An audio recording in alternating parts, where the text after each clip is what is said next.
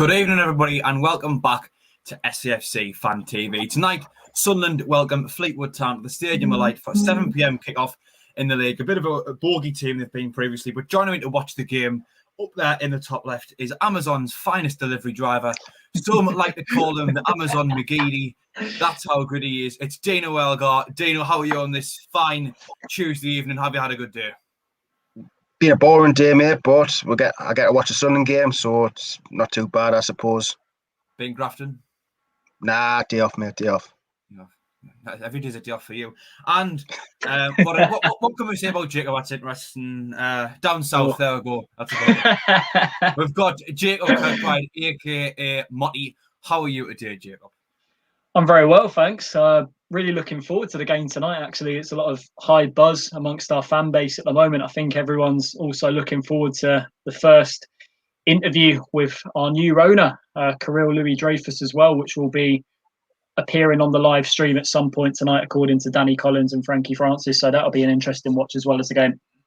Yeah, I was going to say that's quite an interesting point, actually. That this has got to be one of the first games. I mean, I guess maybe aside from Saturday, where I've been really looking forward to the game in quite a while, because it seems like for the longest time it's like every game has been like, oh, here we go again, like another Sunday game. We'll have to put ourselves to it. Like you do it, but you don't exactly look forward to it. But no, I've been really looking forward to this game today. I think we'll go through the team news now. May as well read it out. Only one change in the lineup. Lee Burge in goal. Conor McLaughlin right centre-back. Dion Sanderson is the central of the three, probably. Luke O'Nien, Lyndon Gooch, Max Power the captain, Grant Ledbetter, Callum McFadzean, Aidan O'Brien, Charlie Wyke and Aidan McGeady. As I said, the only change is Callum McFadzean. Dino, I'll go to you first. Are you happy to see that lineup? Yeah, I mean, it done well against Burton. I didn't see the Burton game as I was at work, but by what I heard, we played well. Them created chances, but we scored the goals. I heard they were nicely worked goals as well. Charlie Wyke's on form. Yeah, it's a strong team. I expect that team to go out there and win 100%. Fleetwood don't have Joey Barton anymore, so hopefully they're not as up for the game, because we all know Joey Barton can get a team up for a game, and especially against us. So yeah, I'm quite confident. Yeah, before we go to you on the lineup, Jacob, just want to say we are live, as always. So get your comments in on the live chat, whatever it is you want to say. Already on there, Kai Fletcher says, how are the lads? Chris Law says, evening. Lauren Kenny, hi to you. Thin SAFC. Joseph Billings, he says, 10-0 Sunderland. That's not a score update, is it, Joseph? You tend to always be a few ahead of us. Thin SAFC says, Jacob down south. Jack Ludlow says, Dana looks happy. He never looks happy, Jack. That's the joke. And, of course, the regular of the channel, Acacia Cameron Jude. Right. Jacob, the lineup, what are your thoughts on it? Are you happy that we've only made one change and haven't changed anything around, or would you rather see things rotated? A bit surprised, to be honest, that Johnson, I think this is the first time that he hasn't really rotated things when we're playing midweek after a Saturday, because we've had this consistent run of playing Saturday, Tuesday. But with it looks like the same formation that he went with at Burton at the weekend. Callum McFadzean coming in for Bokins, left wing back. To be honest, I think McFadzean in that Lincoln game, the semi-final, I thought he had a very good game, to be honest. And I think with Bokins, he potentially can be a very talented player in future, but I don't think he is the finished article at the moment. I'm not sure. Potentially, he might be in the manager's plans to keep him here next season because he's only on loan. I think he might have potentially arrived only on loan to get his experience up and get his qualities up in future, because he is currently at a Premier League club in Southampton. But overall, I'm happy, mate, to be honest. Sanderson and McLaughlin, I think, are a solid pairing in a back three, if you include Luke O'Nien in that. Max Power, I thought, had one of his best games at the weekend. It's probably right to leave him in back in a midfield role, to be fair, even though he has been playing decent games at right back for us recently. And but with Aidan McGeady, Charlie Wyke and Aidan O'Brien in the attacking side of the pitch, to be honest, Fleetwood, I would say that they need to pick up their game defensively tonight if they're going to handle any of them lot. So looking forward to the game. I'm relatively happy with the side that Johnson has picked this evening. Yeah, obviously he hasn't really rotated much. I think Jake Vaughan's had one of his better games in a Sunderland shirt really against Burton, although that really doesn't say much. But he was showing signs of improvement. I think him and 09 defended quite well. They kind of got peppered in the first half of that game, especially. I think they coped with it quite well. But to see McFadzean come in, I don't really know who's the better of the two. But do you know what? Rotation's important sometimes, and it's good maybe to not overwhelm players as well. You want to keep the bulk of the team, but to make a couple of changes in there is quite nice. We're going to go through Fleetwood's lineup as well. In goal is Alex Cairns, Hill, number 33, Hill, number 4, Connolly, number 32, Holgate, number 22, Dondathian, number 24, Batty, number 16, Rossiter, number 8, Duffy, number 3, Andrew, number 18, Vassell, and number 20 is Saunders. They're going with a 3-5-2. Dondathian and Andrew are their wing-backs. But interestingly, Paddy Madden dropped. I believe he's one of their top goal scorers, if not their top goal scorer, and one of the best players. I'm just having a look to see if he's on the bench, actually, and he isn't on the bench. So something's clearly went there. Lads, how confident really are we going in tonight? Is there any chance you think we can see us dropping points tonight, Dino, or are you completely confident we're going to take all 3 points without question? At the minute, I'm actually confident for a change. I mean, it's been a good week for Sun. It's been a good week for Sunderland. Takeover, Wembley, beating with bogey team Burton, scoring goals, keeping clean sheets. I mean, I'm actually quite confident that, like you say, their team haven't got Paddy Madden, who's their top goal scorer. The only problem today, I think we could get overrun in midfield because they've got 3 centre midfielders, and obviously we have Ledbetter and Powerman. We all know Ledbetter doesn't really have the legs, but hopefully O'Brien and McGeady can help out with that situation and push back a little bit. But that's the only worry I've got for today. We might get overrun in midfield, but other than that, the way we're playing, the way we're scoring goals and keeping clean sheets, I'm quite confident. One thing I noticed on Saturday was that Aidan O'Brien dropped into the midfield quite a lot. Like you say, there was actually quite a few corners where he was the player clearing it. But as I say, he did drop into the midfield quite a lot to kind of pick the ball up and take it forward and win it back a few times as well. So hopefully he can add a bit of legs just in midfield, because I think that is my main concern. You've mentioned it there. They've got 5 midfielders, obviously 3 centre midfielders and the 2 wing backs. We've got 4, but out of the 4, those 2 centre midfielders aren't players you'd exactly describe as energetic. I thought they controlled the game quite well on Saturday. I would definitely say so. But, Ledbetter, he tends to need a player or 2 with quite a lot of legs next to him for his game to really shine. And as much as I think Max Power did quite well to control the game on Saturday, I don't think he's a type of player who's going to, get around the pitch. Having said that, we did okay against Burton. But Jacob, you're all concerned about that? To be honest, I think it's irrelevant. To be honest, I think each game is going to be different. I think we need to assess Fleetwood as a completely different opponent to what we were playing on Saturday. You have to take into account that even though the performance was brilliant against Burton, they were a side sitting bottom of the table. So tonight's going to be a completely different test. But also you have to take into account we're playing against a Fleetwood side who are bang out of form recently. But I would say, when you come up against Sunderland, form goes completely out the window. I mean, this season, for example. But you know what? I think we're in a situation now, Jack, where the new owners come in and a lot of the players in that current squad are out of contract in the summer. And you would expect that a lot of the performances will be taken to that next level in the remaining games we've got this season, because they will want to prove to Lee Johnson and the new owner that's coming as well, Kirill Louis Dreyfus, that I want new deals and I want to be part of the future plan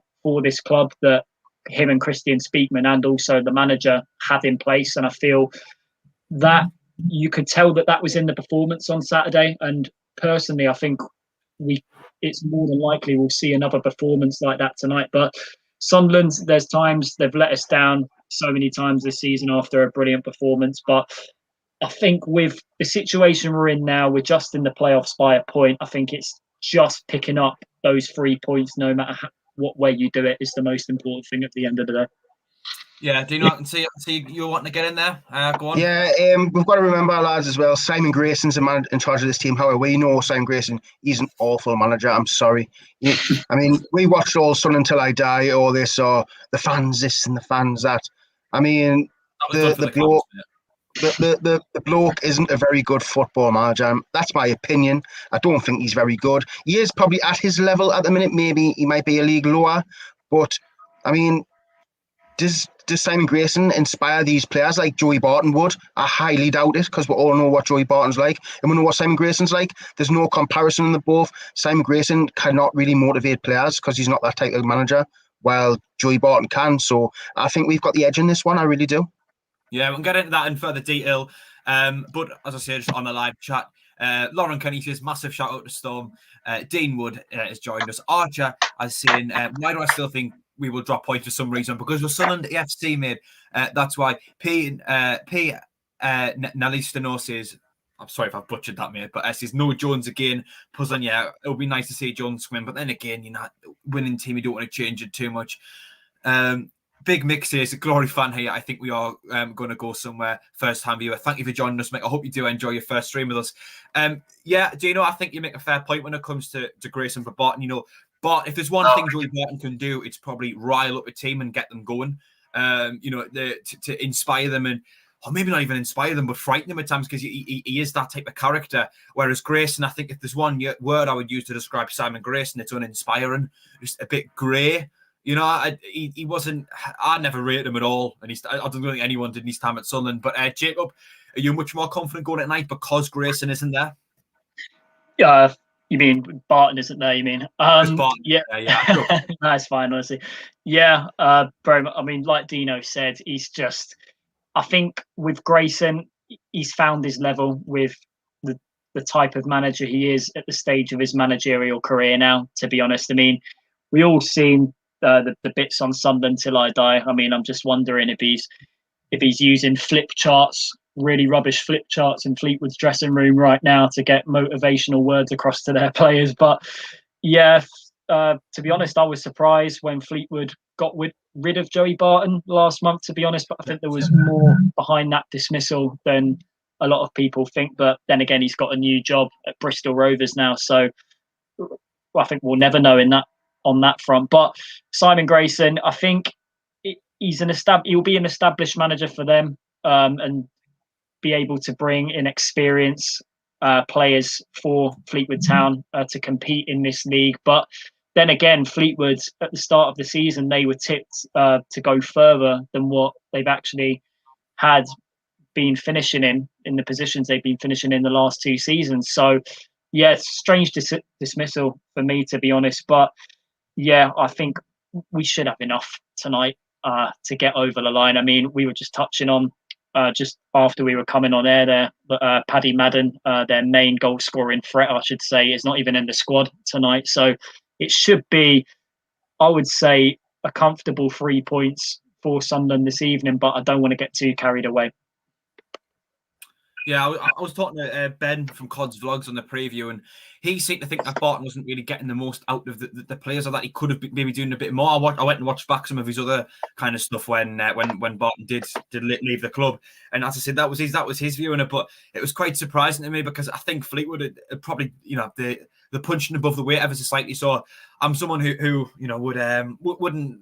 was quite surprised to see Barton go. On the live chat, Glenn Elo says, I think Lee Johnson hasn't got much else he can do given defensive injuries. If we play like we did against Burton, we'll wipe them off the pitch tonight. Yeah, totally, mate. I think, especially with Fleetwood's recent form, they're not picking up the most points recently. If we can kind of use the momentum and the form we've got, there's no reason why we can't win this game tonight.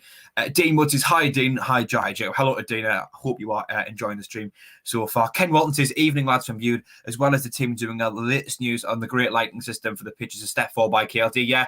Lads, do you want to briefly just talk about some of the changes that KLD has made?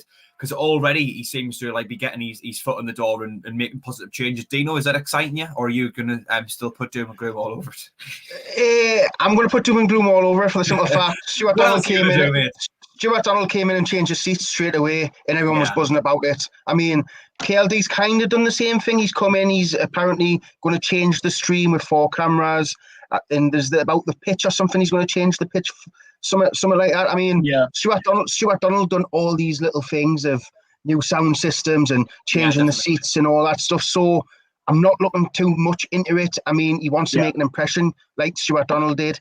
It's what he does.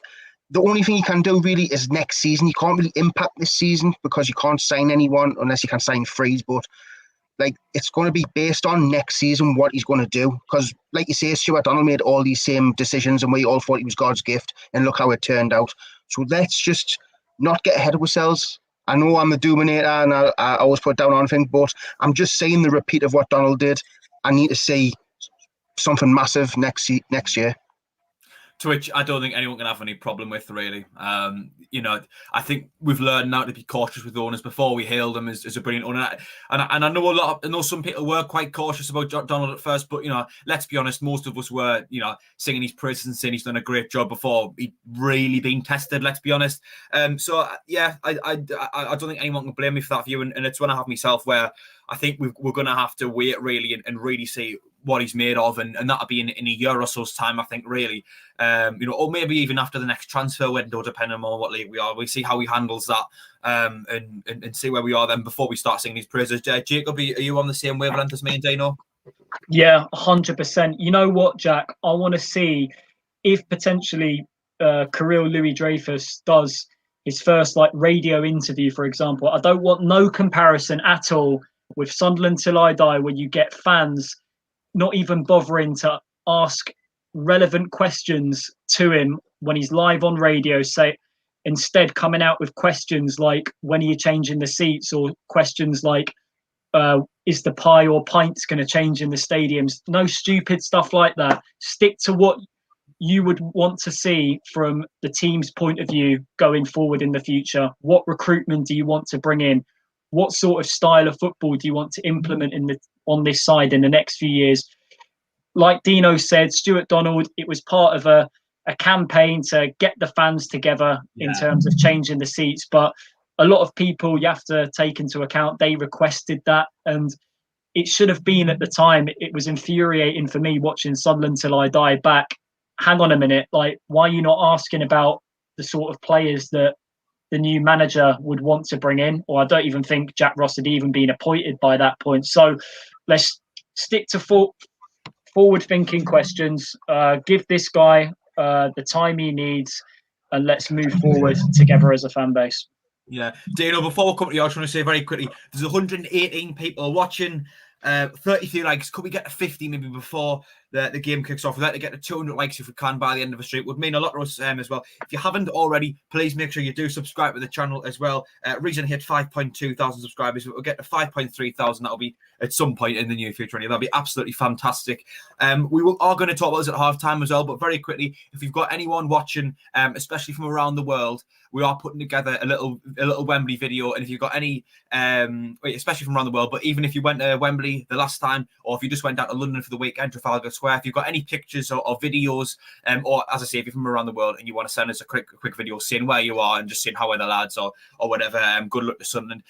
Just contact us. It's I'll get our email at 1 second. SAFC Fan TV 73@gmail.com. Or the social media pages, which I believe are all in the description. Just have a little look if you want to send us something in, and we're putting a video together. Anyway, Dino, I can see you chomping at the bit to get in. I've just watched a stream there. Like, I've got the stream on my phone, and the new graphics came up. Look good. Look flashy. And what they've done, like, they've got capital letters for every single player, but for Chris Maguire, for some reason, they've got a little C and a big H. I mean, Sunderland never seems to surprise me. The littlest things they just kind of get right. I mean, come on, man. It's a little C. Get it big. Come on. I mean, I found that quite funny, to be fair. Yeah, on the live chat, Chris Lauter says 3-0 Sunderland lads, Wag 2, McGeady 1. I wouldn't be surprised there. P. Alistino says, let's go out these. This could be the worst Fleetwood side we've ever played. Yeah, I think it is, mate, to be honest. I don't think we could have played Fleetwood at a better time. Kieran Gale says 5-0 Sunderland. Kieran, I would be rather surprised if it was 5-0, but I'd definitely take it. As well on the live chat, Rufus Abaja says different level to the new seats. Yeah, potentially, but I still think it's one of those things where, you know, we need to treat it a bit more seriously. We need to see, you know, how far it is we are going forward. Jack Ludlow says Wag 2 or 9 1. Aidan Murphy says not really confident tonight. When everything is going well, it all goes wrong. It will be a typical Sunderland thing to do, but I think with us beating our bogey team previously, we're now going into another bogey team. I'm actually quite confident that we aren't going to mess this one up. Lads, he's all concerned that everything's going well, everything's coming up Sunderland, and now we're going to mess it up. Jacob? I mean, that feeling does come back, doesn't it, after a brilliant performance you've had on the weekend? But listen, I think momentum's high. I think everyone's just looking forward for the game to start now, and let's cheer on the lads the best we can. I know we're only watching on our screens and we're dying to get back in the stadium. I think everyone's just also on a high buzz after yesterday's announcement from the government that potential normality could return the middle of this year, but we've still got a while to go yet. We're still back in the pandemic feels of watching matches without being at the stadium, and we're still in that right now. So it's the best way we can to show the support to the lads. But I think the players on that pitch tonight will know that a lot of these brilliant supporters will be backing them all the way. So that's the best we can give, and we need to do that and show belief that the players can get a similar result to what they had on Saturday. Yeah. Lads, one thing I want to mention, and this isn't really linked to tonight, but I still think it's a talking point, and it might be something that we go through on Thursday Night Live. But you know, there's been the news of obviously the lockdown news that yesterday, and our roadmap out of it. And Tranmere Rovers have asked if the game can be delayed until, I believe, May, when we could have 10,000 fans in. However, we socially distanced, and it wouldn't be the same typical Wembley experience, but we would at the very least get 10,000 fans in. And there seems to be a common theme of crack on with the game, get it done. Now, personally, I think if you were to say we could delay it until a point where we could guarantee that we could sell out Wembley and have the typical Wembley experience, it would be a completely different question. But with only 10,000 fans being allowed in, and it likely being a case of turn up in Wembley, get in the ground, get out, have a no real Wembley experience, I don't really think it's worth delaying it and having going all the changes. Jake, I can see you saying no. Yeah, entirely aligned with us. Yeah, absolutely. I mean, listen, right, we're on the roadmap to normality now. The vaccines have been rolled out. Let's just stick to the rules as best we can now and just hope that everything can be back to what it was over a year ago come this June. I think the end is in sight now. But we need to pull together as one. And I feel even though it would be great to get fans back in stadiums, also back in Wembley for a final that we've got against Tranmere Rovers, if the game was to be moved to May. But to be honest, I think the way how football is now, we'll look back on this season as years to come as the season where no fans were allowed in stadiums at all. It will be a historic season for many. So yeah, for me, just get the game played. And you also, I was touching this on our group chat yesterday, Jack. We also shut up. Seriously, shut up. No, I was touching on this same point of the game being moved potentially on a Tranmere point of view. We've also had to move league games to another date because of us being in the final as well. Yeah. So will the EFL take Tranmere's request into account? I highly doubt it, to be honest, because the way how League One is at this moment in time, games are still being caught up on at this moment, and we don't know whether the current end date of the season will be that end date because there's so many games in hand to be played. Yeah, Dino, before we go to you, just quickly on the live chat, Lee Hall says, any win will do, keep the momentum going. Absolutely. If we win 1-0 tonight, if we win 5-4 tonight, if we win 10-0, whatever it is, every win is just going to keep adding to that confidence. David Spencer says, more of the same, please, lads. Mark Rodham says, come on, Sunderland. Andrew Wade says, post-traumatic Sunderland disorder. Yes, Dino, would you at all be interested in moving the cup final to May or not? No, it's pointless because it's unfair on the people who do want to go. I mean, how do you decide who is allowed to go? I mean, yeah. I think it's unfair because everyone should have a fair crack at the whip to get to go to Wembley. I mean, it'll be shocking only letting 10,000 fans, but how do you pick them 10,000 fans? And no disrespect to Tranmere, I mean, we've got a lot bigger fan base than them do. I mean, them won't even sell out their side of the ground. Let's be totally honest. No disrespect them, but they won't. So what's the point? Let's just continue as the season's been going on. No fans, just like Jacob said, everything's coming. Everything's going to go back to normal. Hopefully, in the middle of the year. Why spoil it? Just get it played. Everyone will be watching it on the street. It'll be on Sky anyway. Everyone will be watching it on Sky. Just let's not bother just postponing games and all that stuff. Let's just get the season over and done with. It's like you say, it's just Papa John's trophy. This isn't the Champions League final we're talking about here. So yeah, I don't think it should be moved at all. No, I think we're all in agreement, lads, and I think a lot of Sunderland fans are, where it's just not quite worth all of the hassle just to get 5,000 fans from each team in when you consider everything that actually goes into that. On the live chat, Callum Toon, the Sunderland fan with the unfortunate surname, says all the positive moves from KLD and the other ones he is hinting at will further drive the players to another win. That is a fair point. It could just build up the feel-good factor around the club. Mark Rodham says keep the doors closed for the Wembley game. You know what it is? It might even help us as a team. We seem to have a curse at Wembley. This might be the thing to break in. David Spencer says let's wipe the floor with them 4-0. I love the enthusiasm. Mr. Robot Man 100 years ago, Dino, he's a fan of yours. He says, hi, Dino. Hello. Lauren Kenny says, I'd personally keep the game behind closed doors. It wouldn't be the same. Dean Wood says, my team, Birmingham, need the point as well. One place off the relegation zone in the Championship. We'll hide from Birmingham and thank you to joining in. Lee Hall says, Tranmere will want the money of the 10k tickets. I'd rather get the game out the way. Yeah, I mean, to be honest with you, financially, would it even be that great of a thing? When you think of the costs you'd have to ensure that fans are social distant, literally come in, get in the ground and get out. Because if you don't have significant staff, you could end up with a scenario where Wembley Way is just packed with Sunderland fans. Jacob?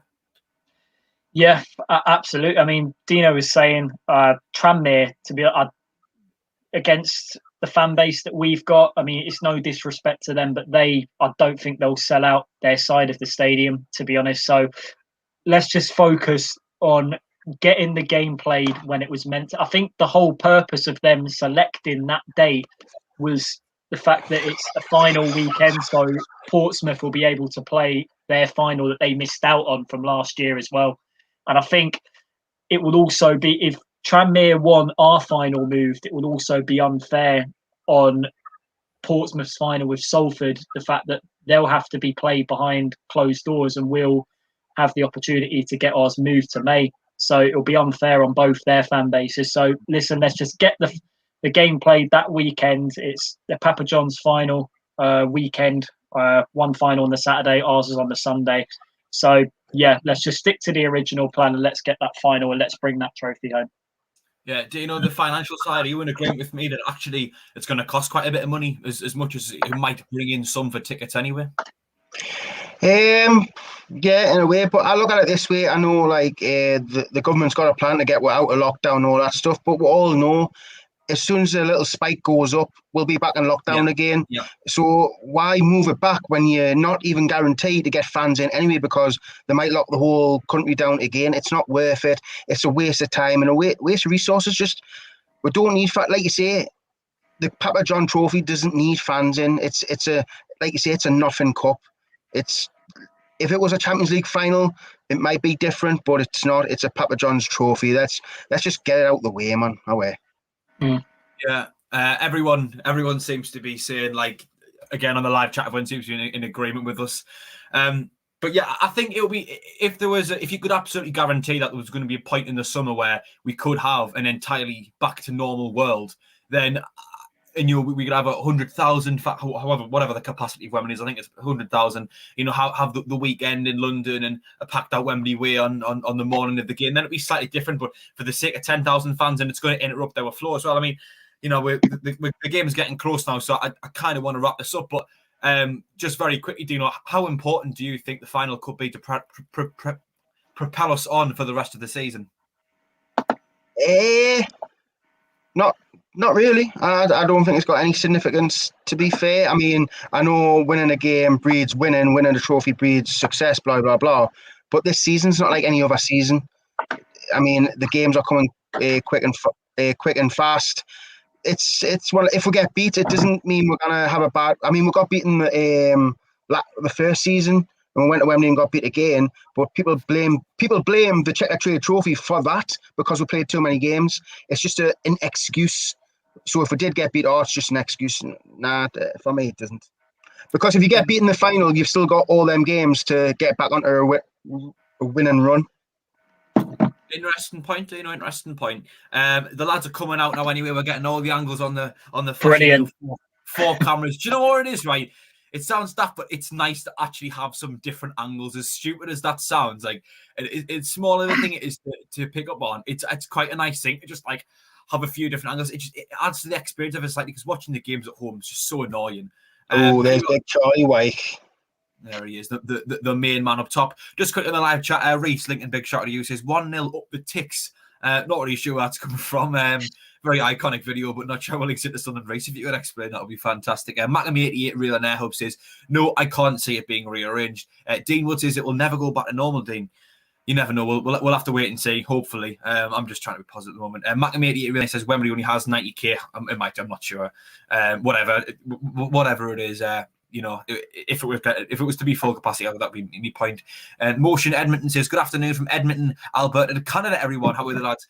Thank you for tuning in from Canada. Welcome to you. Welcome to anyone who's watching from around the world. Get your comments in the live chat wherever you're watching.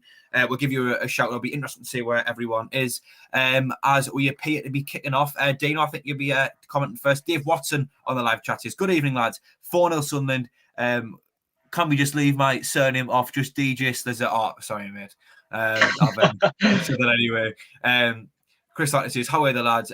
Straight down the throat from the off. Yeah, I think if we get in their faces, there's no reason why we can't win it today. Before we go with Dino, 160 people watching, 69 likes. Is there any chance we'll get to 100 very quickly? It'd be much appreciated. I'd love to get to 200 before the end of the stream. It only takes a second to hit that thumbs up icon, and we will go. You'll give us a like, and it really helps us out. Swan269 says, Charlotte, North Carolina, USA. Thank you to joining us. American Knackers. Hopefully enjoy the same stream as Jacob has his awful attempt at an American accent there. So Brandon Anderson says, I'm watching. How are the lads? How are the lads? Chris Smith is also Edmonton, Alberta, Canada. How are the lads? Yeah, Chris Smith joins us quite a lot. I think he was only from Canada. Caleb Brown says, Dayton, Ohio from the United States. Dino, will hand over to you any second now. It's kicked off on mine, mate. It's kicked off. Take it away, Dino. We are kicking from left to right, Fleetwood right to left, and they've played the ball down the left-hand side straight to Lee Burge. 10 seconds in, Lee Burge has the ball. Rolls it out to Luke O'Nien, who's under pressure. Lee Burge has given him a little bit of a hard ball to get, but Luke O'Nien gets it. But it's went out for a throw-in when he gave the pass to McGeady. It's a throw-in to Fleetwood on the right-hand side, about 40 yards out. Number 22's taking it, Donasian. I don't know. I think I butchered that name. What's that, mate? Dondassian. Dondassian. There we go. Dondassian. Yeah, he's their right wing back. A long throw from Hill. Hill launches it into the box. It's headed away by Luke O'Nien, only as far as McGeady. McGeady chips the ball up from Dossian, knocks the ball forward, but it went out to play for another throw-in. Anything on the comments there, Jack? Yeah, Chris Smith. Oh no, not Chris Smith. I had one there, but yeah, Swan269. His American accent isn't half bad if you are deaf. Obviously, in reference to Jacob, you there. Chris Smith says we are all our.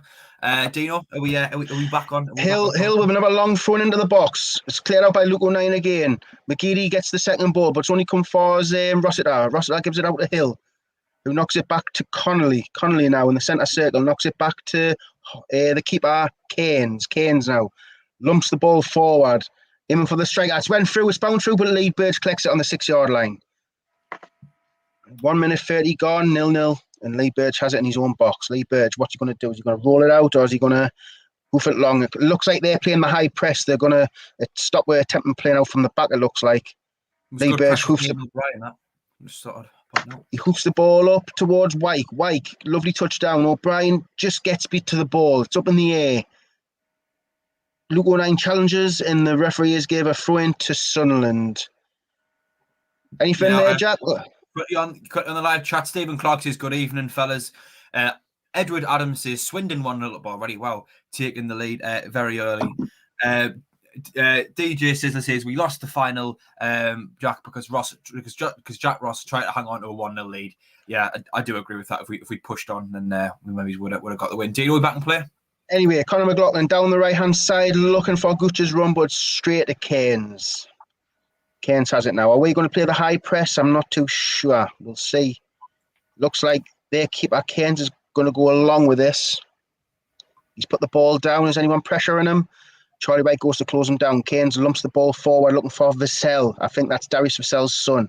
Vassell does win the header, but it's only straight through to Lee Burge. Lee Burge. It looks like this is going to be a game of trying to play out from the back because they're pressing us high. They're not going to let us play out from the back, you can tell. Lee Burge, yep, looks like it's going to go another long ball. Lee Burge kicks it out. It's up in the air. McFadden's underneath it, wins the header, knocks it forward to Charlie White, but he's challenged by Connolly. Hill knocks it back to their keeper Keynes, but the referee's given offside. Anyway, Jake, about what you're thinking about the press? Yeah, I think Fleetwood's tactic is working well so far with the high press. I think what we're trying to do right now is just get more momentum when we have the ball and just string a few passes together. But I think they're taken into account. If you use the physical presence of Charlie White up front, he can bring people into play. And I think if they can use that early on and for him to feed one of the attacking players through on the flanks, then I think it will increase the chances of an early goal for us. So I think we're playing that way at the moment. But I think as the half goes on, I think we'll want to get the ball more on the deck and play our stuff. Anyway, they've got a nice little spell of possession here, Fleetwood. Fleetwood back to Keynes. Keynes puts it forward down the left, but McLaughlin wins the header. Only as far as their centre midfielder. Now Andrews on the left side. Andrews gives it in the middle to Duffy. Duffy back to Holgate. Holgate back to Duffy in the centre circle. Duffy back to Conley. Conley now goes to play the ball forward, and he does. He finds Vassell, who knocks it forward at Andrews. Andrews now down the left-hand side. McLaughlin's chasing. He's whipped the ball in. Dion Sanson cuts it out for a corner. Anyway, Jack, to the comments, mate. Yeah, Damien Jenkinson says, hello from Huddersfield. Up the lads, man. Katie producers, how are the lads? Chris Law with a very fair point says, do not put the score in the comments until the lads have seen it and spoken about it. Yes, if you are ahead of us on the stream and you do see a goal win, please don't comment, because it not only does it spoil everyone, but it spoils for the people who just casually be looking at the live chat as a goal goes in. Marianne Carlos says 2-1 Sunderland. How are the lads from Boston? Boston, wow. Dean, are we back in play? Corner's just about to be taken from the left side. I don't know who's over it. I couldn't tell you who's over the corner, unfortunately. If I do get players wrong, names wrong, it's my fault. Corner's whipped in anyway. Cleared out by Luke O'Nine. Luke O'Nine locks it out for it doesn't actually go out. They've kept it in.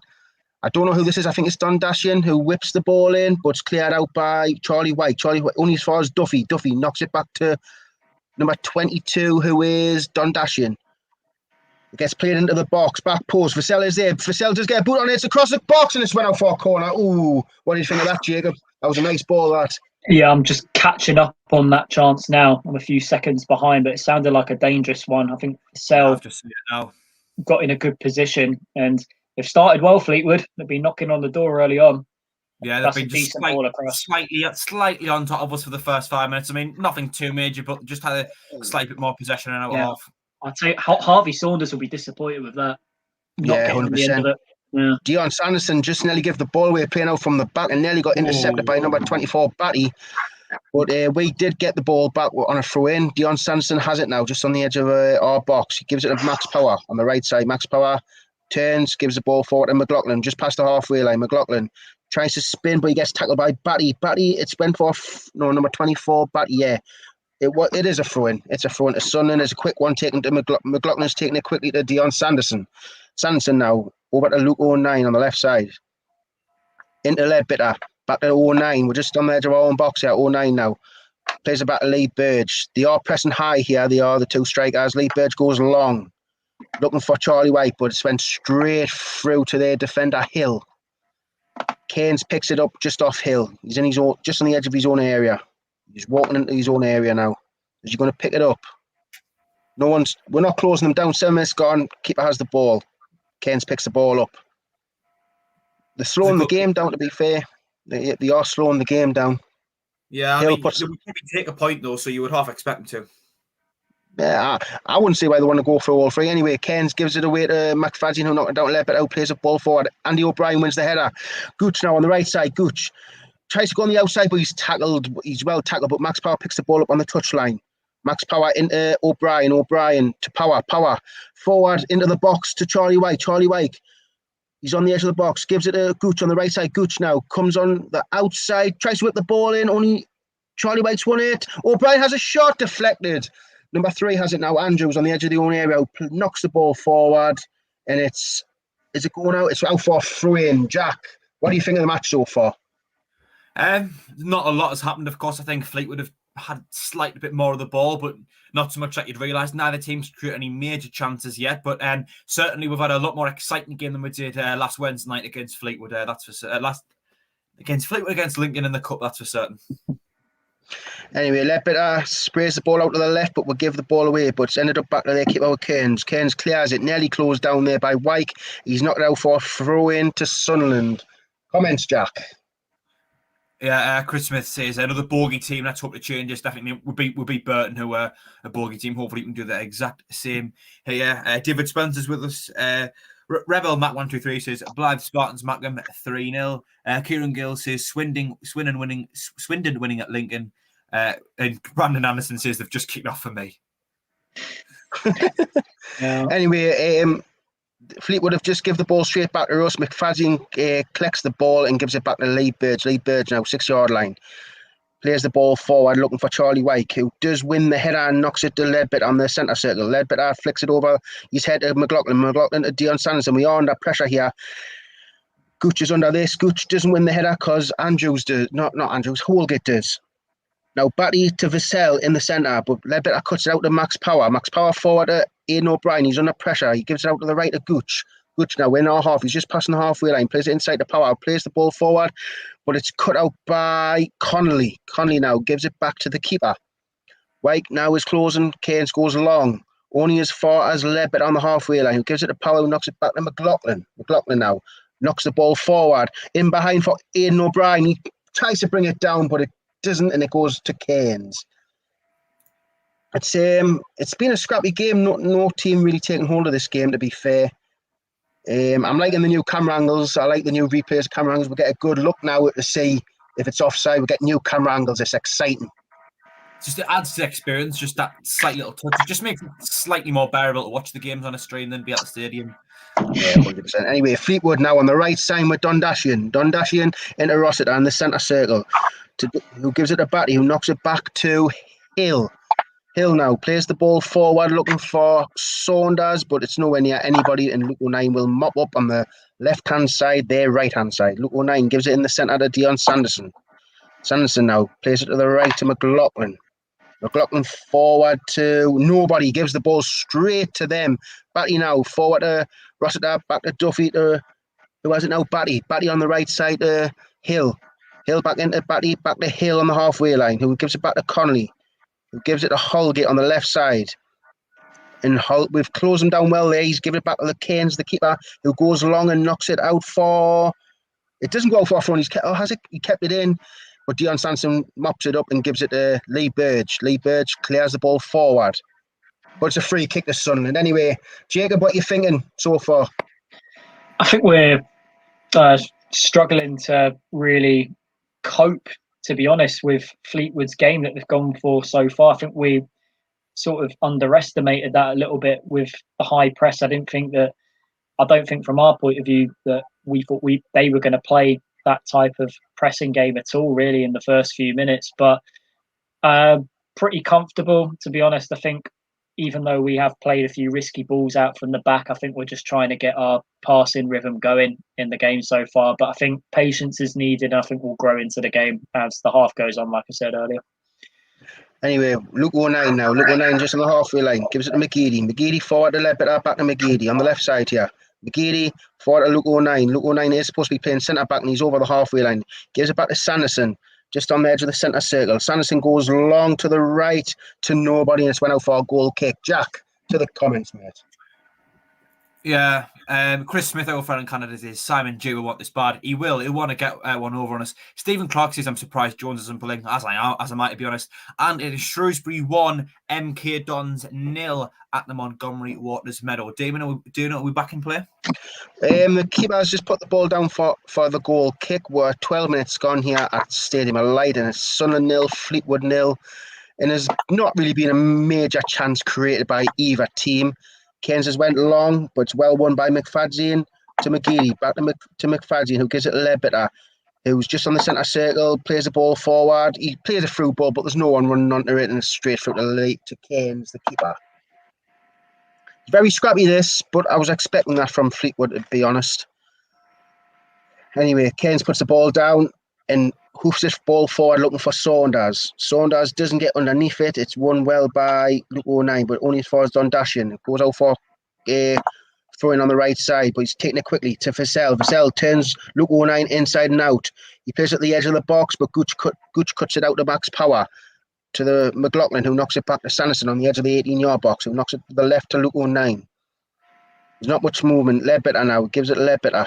Ledbetter sprays it out to Conor McLaughlin on the right side, but still no one half here. Max Power knocks the ball forward, looking for Aidan O'Brien's run. Aidan O'Brien is putting Holgate under pressure. Holgate does win the ball and he clears it out for a throw into Sunderland. So, Jack, what are you thinking so far? Yeah, I think we're just starting to grow into the game ever so slightly since your last caperers, which is about in the 5th or 6th minute. We are starting to get a little bit more of the ball and get the ball up into Fleetwood's half a little bit, but Fleetwood are definitely up for this game, and there's going to be no pushovers. Anyway, ball in play with Max Power on the right touchline, who gives it inside to Ledbetter, who knocks it to the centre circle to Luke O'Nien. He plays it out to the left to McFadden, whose control let him down there, but he still won it. Inside to McGeady. McGeady cuts inside. McGeady turns on the ball. He's going to do a little shimmy, is he? He tries to go past his player, is he? No, he plays a through ball, but it's cut out by the defender, out for a throw-in. To the comments there, Jack. Yeah, Eric Higgins says, anyone know how I can watch the game? We're watching the game on the SAFC website. If you've got a season ticket, or alternatively, you can buy the game.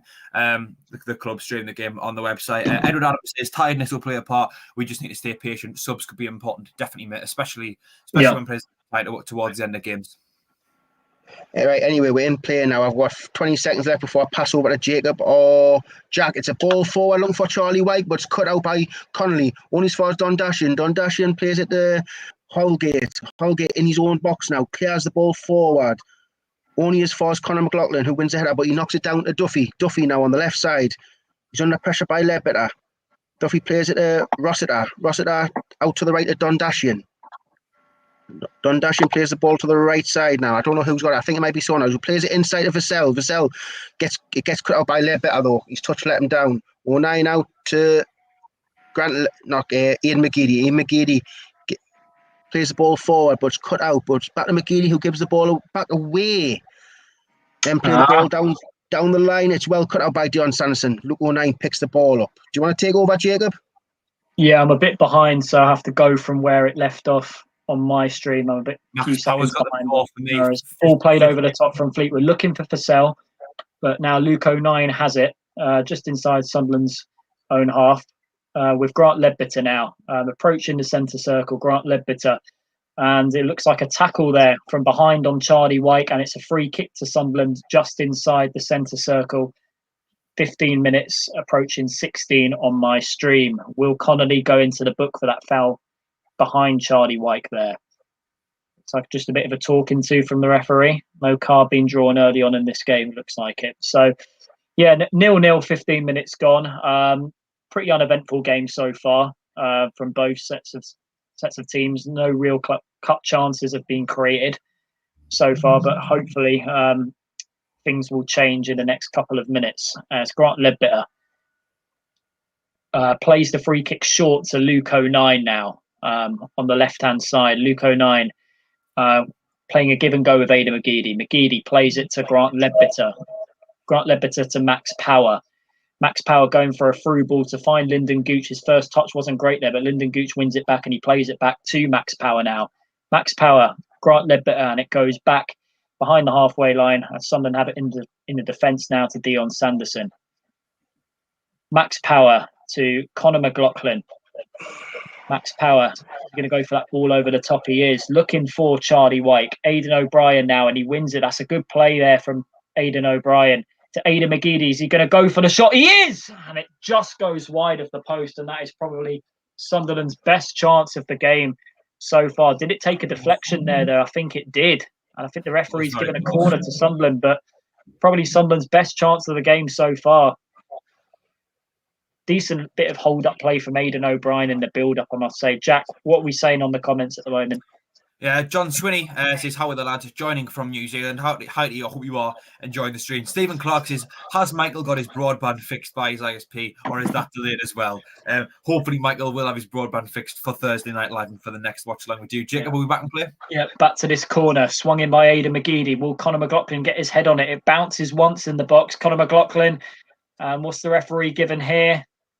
Is it a throw to Sunderland? I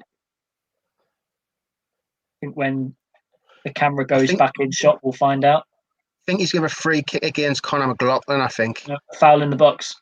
I think so, yeah. Yeah, so it's a free kick to Fleetwood Town, which goalkeeper Alec Keynes, is that how you pronounce it, is going to take. Dino, what do you reckon there with that little bit of sweet build-up play there between Charlie Wyke and Aidan O'Brien, leading up to that brilliant chance for Aidan McGeady? Yeah, I think it was nice. Aidan O'Brien gets a lot of stick for not doing too much. I think he does all the hard work. I think he links up with Charlie Wyke very well, and it's no coincidence that Charlie Wyke's getting goals when Aidan O'Brien's up there with him. Anyway, Fussell wins the header, but Sunderland head it forward by Luke O'Nien. The ball's just bouncing around the centre circle at the moment as Fleetwood play it back to their defence. I think that's James Hill on the ball now, given a 1-2 with Callum Connolly, one of the members of their back three they're playing tonight under Simon Grayson. Simon Grayson, former Sunderland manager, of course.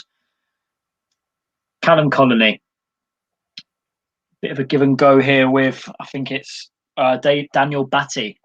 Daniel Batty, one of their midfield players. Back to Callum Connolly as he looks to bring the ball forward, but he goes to the left and finds James Hill once again.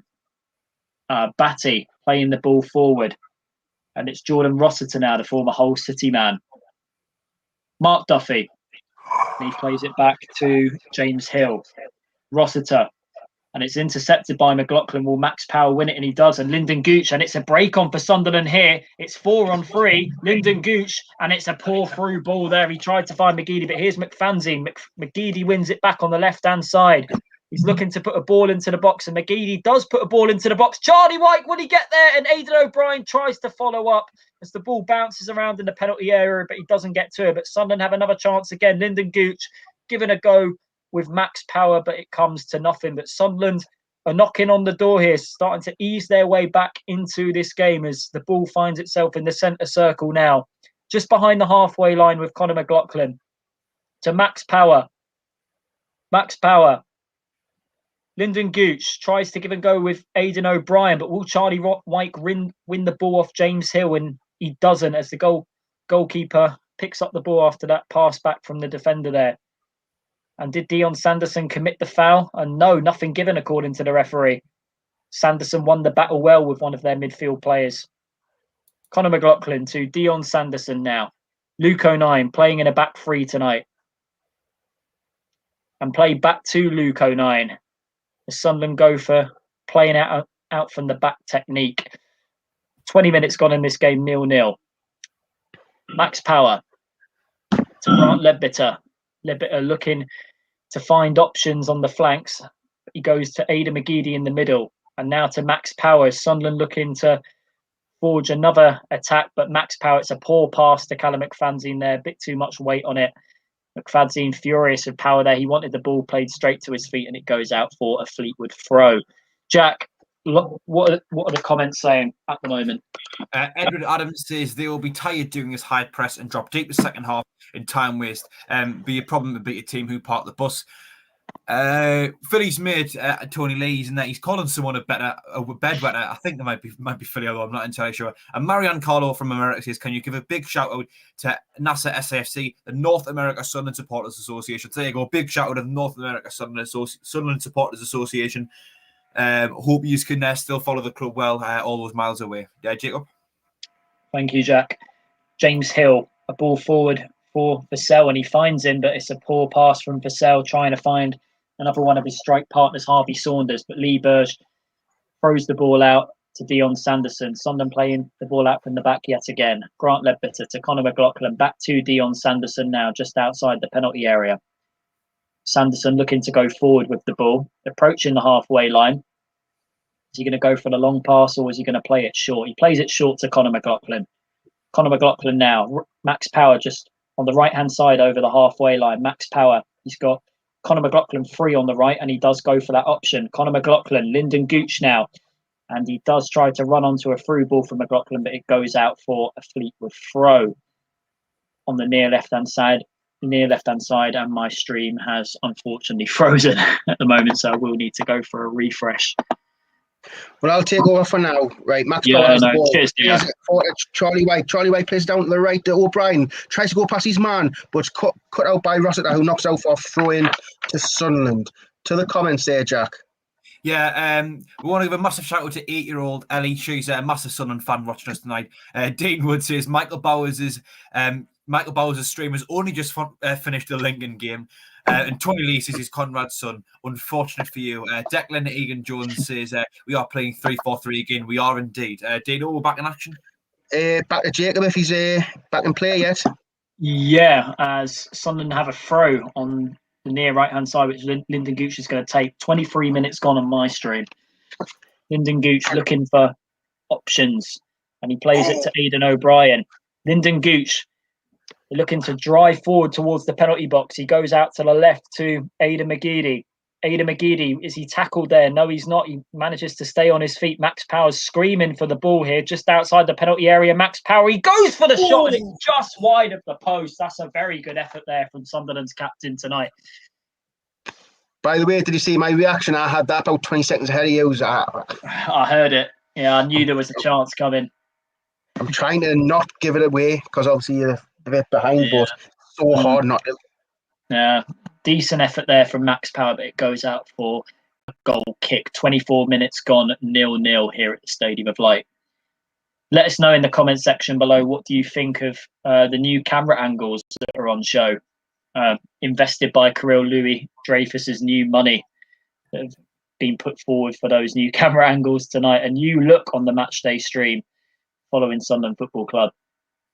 And a ball over the top, which Charlie White will try to get under. He's putting pressure on the goalkeeper here, but Cairns whacks the ball out with his left foot, and it goes out for a Sunderland throw just on the halfway line. Must say, Sunderland creeping back into this game. The last few minutes, I must say. It's Grant Ledbetter now. He's looking for an option back in the defence. I think he goes for Luke O'Nien in the back three. Luke O'Nien, a hoof ball forward looking for Charlie White. Is Batty going to win the ball? No, he's not. Callum McFadzean wins the header. Max Power now on the right-hand side, and he plays Conor McLaughlin. He's got a bit of space on the ball now. Conor McLaughlin to Lyndon Gooch. Conor McLaughlin is going for the overlapping run, but Gooch is going to take it on himself. Aidan O'Brien in the penalty area now. Max Power to Conor McLaughlin. Sunderland screaming for a ball to be put in the area. Conor McLaughlin, it's a decent cross, but headed out. I think it was James Hill. Lyndon Gooch now with his left foot. He goes for a ball into the box, looking for Charlie White, but it finds Aidan McGeady just outside the penalty area.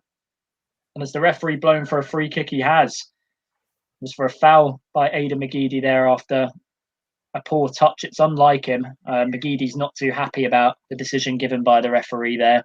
But it's a free kick to Fleetwood Town just outside their own penalty area. Looking back on it, it was a foul on Rossiter. I think it was the right decision. I think it was just a poor touch from Aidan McGeady there, but he was forced into the challenge. But definitely no yellow card for that. I think it was a fair challenge in the end, but a free kick given away. 26 minutes gone, 0-0. Alex Cairns goes to pick up the ball. I think he's going to place it just outside of his penalty box to take this free kick. Chance for Fleetwood to get the ball up the pitch, which they failed to do the last few minutes as Sunderland have crept back into this game. Alex Cairns now, is he going to go to the left or to the right with this free kick? And he goes to the right-hand side, looking for the header for Sell. And will Harvey Saunders win it? No, he doesn't. But Sunderland have the ball now with Aidan O'Brien. Well defended there from Sunderland's back three with the hoof ball technique from Fleetwood. Lyndon Gooch approaches over the halfway line. He had the option of McLaughlin. He doesn't go for that. Lyndon Gooch, he plays it instead to Aidan McGeady. He's got the overlapping run of Luke O'Nien. Luke O'Nien, Callum McFadzean. Is he going to get the ball into the box? No, he's not. But Aidan McGeady brings it down. He's going to go for the 1-2 of McFadzean. McFadzean's ball in, and that's a poor one. And it goes out for a goal kick to Fleetwood. Jack, what are the comments saying? Chris Smith says, a good test for us. A scrappy win will do wonders. It could be good for our confidence, definitely. Chris Law says, Jack needs a cap, clearly pointing out how I'm the odd one out, and says, and facial hair as well. So thank you for pointing that out. Audrey Metcalf says, Will Griggs on fire. Kieran Gale says, come on, Sunderland. Dean Hunter says, tuning in from Sweden. Good work to the lads. Thank you for tuning in. I hope you are enjoying the stream from Sweden. Jake, will be back and play. As Alex Cairns is just looking to take this goal kick, we'll be back in play in a few seconds or so. And he does go for a long goal kick. It goes to the left this time, just over, but it's headed, I think, by Conor McLaughlin. But Purcell wins the ball here. And is he fouled there? Yes, he is. The referee gives a free kick to Fleetwood in a half promising position, I should say, but it gives them the opportunity to pump the ball into the box. A foul on one of their strikers tonight, Kyle Purcell, by Luke 09. But yeah, Dino, we'll come to you. What are your thoughts on the last few minutes, mate? I think we've been playing well. I think we've got a hold of the game. We're keeping possession well. Yeah, I'm fine, mate. Why? Oh, you just said that. I'm only saying what I'm saying, but I'm saying like we're actually like taking the ball off them. We're keeping the ball well when we're under pressure. I think we've been all right. I think we've took the game off them because it was scrappy. Back to you, Jacob. Yep, there's the number 24, Daniel Batty. I think he's going to whip this ball into the box. So he's got another Fleetwood man standing over it as well. I think it's the number 3, Danny Andrew. I think it's going to be Daniel Batty, the number 24, who's going to whip this in. And he does. He looks for the header for Furcell once again. But is Max Power defended it or not? It almost fell into the path of Furcell there in the box, but it was well defended from Sunderland. And yeah, a bit of pinball in the penalty area there. Dion Sanderson yet again. The brilliant defending. Right place, right time. Decent clearance as well. Yeah, I was going to say on the live chat, Ken Walsh says if he passed the ball to Wyke, he will score. Lee Wilton Brown says, how are you, lads, watching from Miami? And it's a ball into the box, easily dealt with by Lee Burge. Is he going to go for the long one or a short option? He has got the physical presence at Charlie Wyke at the top of the pitch, but he goes for playing the ball out from the back to Dion Sanderson, the on-loan Sunderland defender from Wolves. Dion Sanderson approaching the halfway line. Sanderson, definitely one of Sunderland's star performers this season out of the signings they brought in last summer. Sanderson now. Sanderson looking to play a pass over halfway. It finds Luke 09, who does pass it over halfway. And Charlie Wyke fouled from behind once again. But the ball is in play, remains in play from Sunderland. They don't go for the free kick option. I think the referee's given advantage. Ada McGeady. Callum McFadzy, Grant Ledbetter. As McGeady won the ball and he plays in Charlie Wyke, and it's a great tackle there from one of Fleetwood's defenders. I think it was James Hill, the number 33, or Callum Connolly. I would have to watch the replay back. Or Harrison Holgate. One of the 3 defenders made that tackle. Grant Ledbetter, Sunderland looking to forge another attack after that promising bit of play.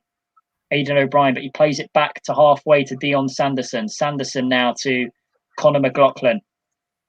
McLaughlin to Ledbetter. Sunderland looking to find a bit of space for their key men to get on the ball. Ledbetter now, but he plays Aidan McGeady, and that's a poor touch. He gives the ball away to the number 8. The number 8, Mark Duffy. But the ball goes out for a throw to Sunderland after Fleetwood tried a bit of pass and play there just over the halfway line. Callum McFadzean has it now. By the way, Jacob, it's Jack's. You've done your 15 now, matey. Yeah, Jack, over to you, sunshine. Into the final 15 minutes of the first half as Dion Sanderson has the ball in his own box, just carrying it out, looking to bring the ball into the midfield. And knocks it over into Grant Ledbetter, who carries the ball just over the halfway line. Plays out with Max Power, who's in kind of the left-back position at the moment. Brings it forward, plays it out wide. I believe that's Callum McFadzean. Puts a good cross in from the left-hand side, headed away by Fleetwood's number 4. Out for it is Sunderland corner. On the live chat, Tony Lee says it's and Jack. not Tony. Christos says, I made Dino laugh, though I should get 5 points for that. Yeah, if you make Dino laugh, you've done something well. Barry Watton says, let's go the Black Cats from Ireland, 2-0 win. Tyler Metcalf probably isn't a big fan of Max Power. Chris Smith says, Dino reacting. Kieran Gill says, Shrewsbury are 3-0 up at home to MK Dons as Grant Lebanon stands over this corner, right arm up. Knocks it short, actually. Plays it to Aidan McGeady on the edge of the box, who tries to get it onto his right foot. McGeady wins the ball back well after, looked as if he lost it just for a moment there, as Conor McLaughlin has the ball out on the right-hand side, goes inside to Dion Sanderson, about halfway between the halfway line and Lincoln's goal. Aidan O'Brien has the ball now. He did lose it, but he had a couple of defenders on him in all fairness, as Aidan McGeady goes down and Fleetwood's number 28 comes away with the ball. Fleetwood trying to get an attack going, but McFadzean intercepts on the halfway line. Sanderson over to Conor McLaughlin. Right centre-back today, inside to Max Power, who's bang centre in the middle of the pitch. Grant Lebanon now, just ahead of him with the ball.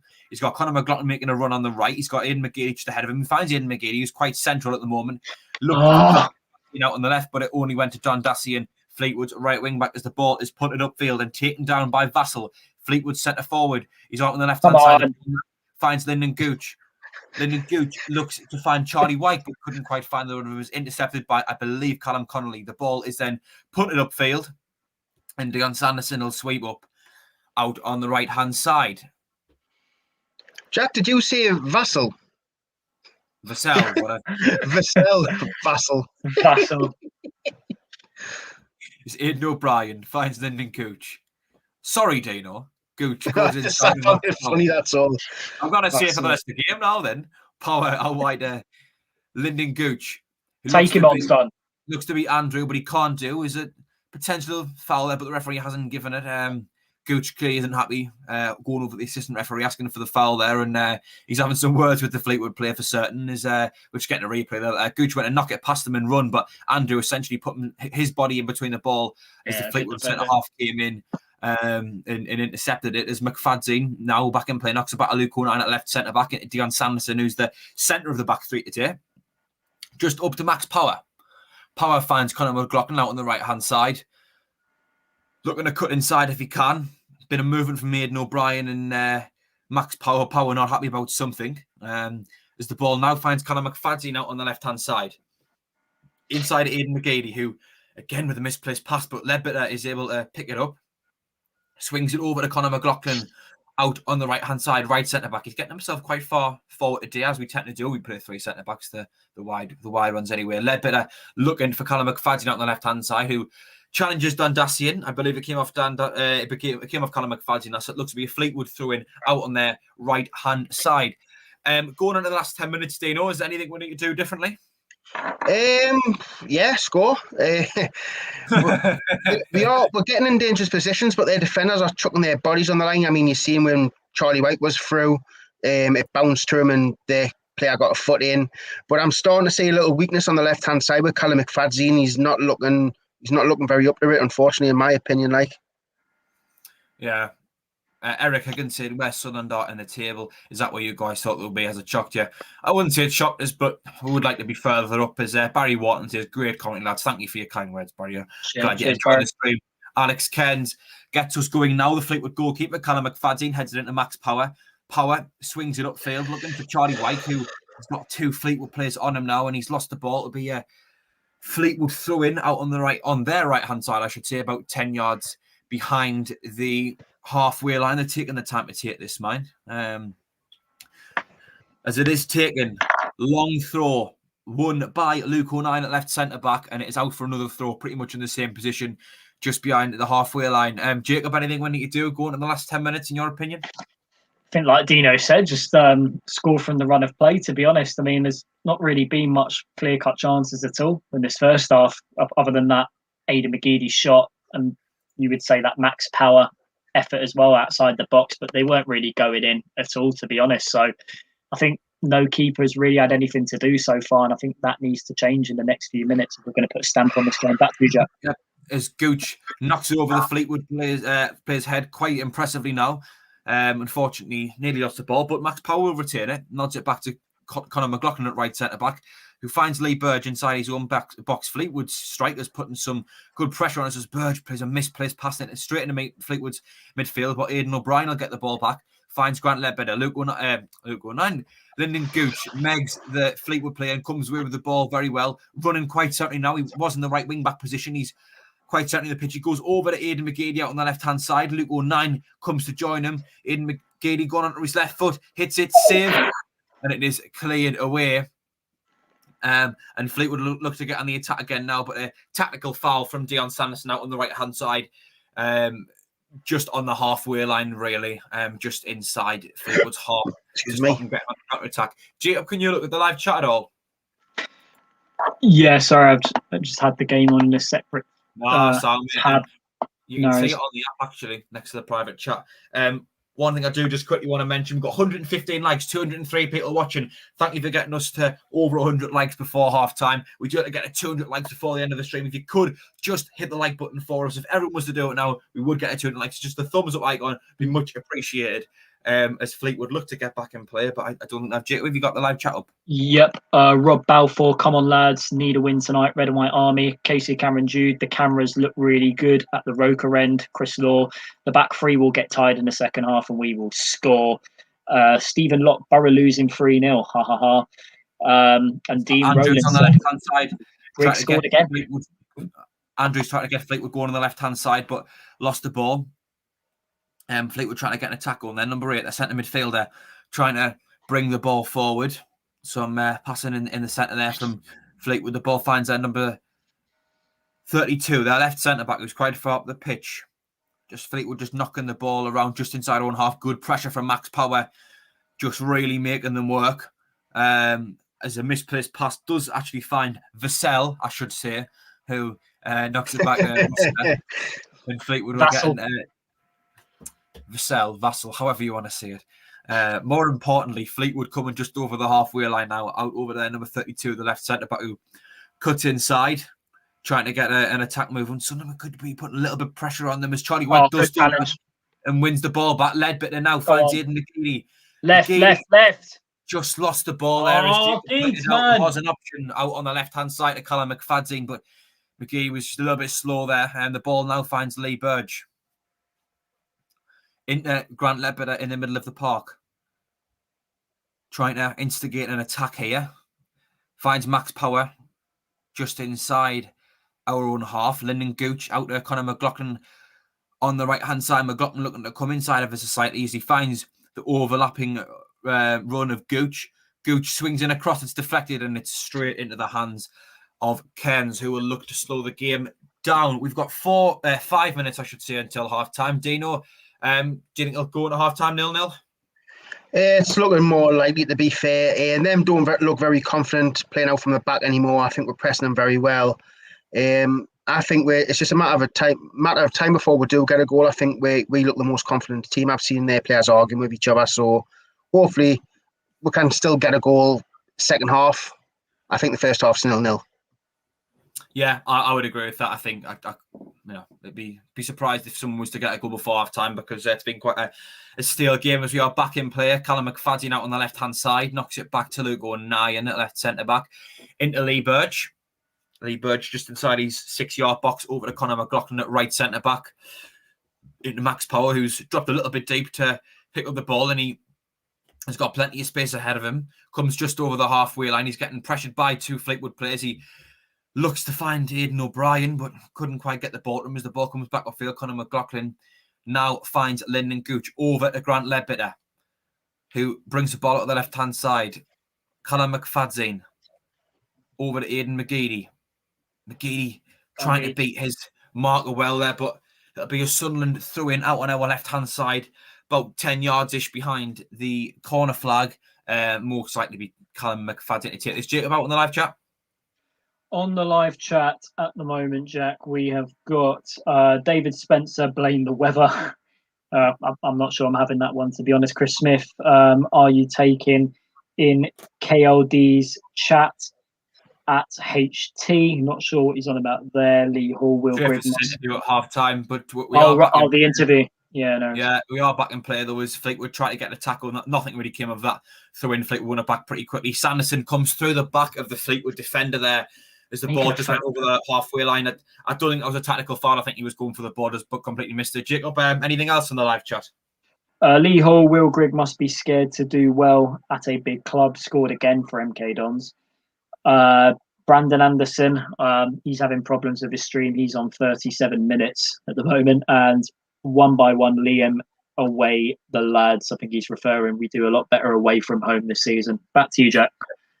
As we are back in play out on the left-hand side with the Rossiter. Number 32 now for Fleetwood there. Left centre half. Apologies, I don't have the Fleetwood players' names. I'm not as prepared as Dino and Jacob as the ball goes out to Don Dassing out on the right-hand side. McFadzean trying to jump to win the ball, but once on a free kick in the process of doing so. 42 minutes and 44 seconds gone here at the stadium. Like, it is still 0-0. Not a lot happened in this game so far. There's been a couple of half chances. The free kick was taken by Luke O'Nien, and Lee Burge has it now.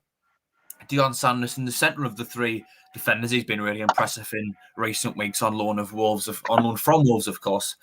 As he looks to try and build us an attack. He's got Ledbetter, who's dropped deep inside the centre circle now. Ledbetter up towards Aidan McGeady, who turns and tries to get an attack going. McGeady swings it over towards Aidan O'Brien, who'll do it. Unfortunately, doesn't. It's going to be out for a Fleetwood goal kick. Jacob, anything on the live chat? Alex Golding, Swindon have scored. One by one, Liam again. Sanderson been amazing tonight so far. And Stephen Reed just got in the house. What's the score? It's 0-0, 43 minutes gone, mate. And SAFC Fan TV, I think Conrad's in control of that, just confirming it's Lincoln 1, Swindon 2. That's the latest score. That's good for us, actually. Big thank you to Conrad. I'm surprised he's not got a game for Burton Albion tonight. They're right back and forth. But he's managed to do a shift for us, sending over the scores, which is much appreciated. As Cairns looks to take this goal kick for Fleetwood, swings it forward. Ledbetter wins the header from the goal kick, but it doesn't find anyone but a Fleetwood defender who looks to clear it, but the ball goes out for a throw-in. That was not the finest moment of his career, as Lyndon Gooch has the ball on the right-hand side for throw-in. Conor McLaughlin just behind him. He does throw it to Conor McLaughlin. I think McLaughlin wanted to take the throw. McLaughlin knocks it back to Dion Sanderson, who's just came ever slightly over to the right to cover for McLaughlin's forward run. Luke O'Nien, left centre-back, finds Conor McFadzean just inside our own half, looks to find the run of Aidan McGeady or Charlie White, both being quite quiet so far today, as Cairns knocks it out for a throw-in. Out on the left-hand side, who'll look to take this? It will be Conor McFadzean, as expected. A few people to waiting for. Wyke, McGeady, Power are all over there. A little bit of movement would be nice, as Wyke does make some. Ball finds McFadzean again from the throw-in after the Fleetwood player won the header. Ledbetter takes it down now, just inside Fleetwood's half, knocks it back to Dion Sanderson, who's the other side of the halfway line. Sanderson, as we mentioned, has had a great game so far, and Conor McLaughlin has it now, back to Dion Sanderson. 1 minute of added time. We are 20 seconds into that. I've heard Michael Bauer's stream's just kicking off now, as the ball finds Max Power on the right-hand side. Lyndon Gooch out on the touchline. Gooch, he's got Power behind him. Might be a smart option to play to Power. Play the ball, man. But he keeps it and finds Conor McLaughlin, Max Power. Conor McLaughlin out wide to Lyndon Gooch. Ball in. Gooch, man! But wasn't able to. And Fleetwood looked to get in the attack with Vassell out on the left-hand side. 10 seconds remaining of the added minute. Dion Sanderson with a great challenge there, stopping Fleetwood's attack for a Fleetwood throw-in out on the left-hand side. That was a great challenge from Dion Sanderson, as Vassell was running down the left-hand side. He came in and completely cut it out. We're getting that replay of it now. He lunged in it and won the ball very well. And another great thing Dion Sanderson's done today. And that is the half-time whistle. Lads, a fairly uneventful first half. I think it'd be fair to say we've grown into the game, haven't we? And but still, I think more needs to be done in the second half. Maybe a bit more creativity, Dino. Well, first, like you say, a scrappy game. I thought we did get a hold of the game. We started passing better about 50 minutes after. I mean, when the game started, about 50 minutes in, it was scrappy. Then we took control. We did have the odd half chance, but I don't think the keeper had to actually make a save. Them had a chance early on. Luckily, their player didn't follow up and went out for a goal kick. But I'm seeing a weakness on the left-hand side with Callum McFadzean. I think he just kind of get into the game. He looks a bit unfit. I don't know if he's used to this wing-back role. I'd like to see Jones come on for McFadzean, possibly. I can imagine the McGeady-Jones link-up, maybe. But overall, it hasn't been the worst, but it can be better. Yeah. Jacob, your rough thoughts on the first half? Same as Dino, to be honest. I think we're struggling really to put a stamp on the game on an attacking point of view. I think our passing has not been up to scratch, particularly Aidan McGeady's. I think he's struggled really to put his qualities to great effect so far. Lyndon Gooch on the right-hand side, not that the best of game either. Charlie White's hardly had a sniff up front. But before we go on to the next point, quick glance at the live chat. Barry Shepherd, Howe, Way the lads. One by one, Liam, mint tackle from Sanderson. Brandon Anderson, I think we will go up. Chris Smith agrees with one by one. Liam Sanderson has been classed. Denholm, 13. Where is Michael Bowers? Does he actually still have bad internet? Brilliant comment there. On the Sunday bunch, man, Michael Bowers. Yeah, it's a bit behind. He's back in time. And Glenn Williams, thanks for the commentary, lads. Never easy when we are not playing well. Come on, Sunderland. Back to you, Jack. Yeah, just thinking on the live chat says, Jack, you've not got some homework to do. Sure, this isn't part of your homeschool. And when I was doing it earlier, concern. Brandon Anderson says, Jack, have you had your first legal drink yet? Yes, I have indeed. Last night, I'm not much one for the drink. Dino, second half, what do we need to do to make sure we do score a goal?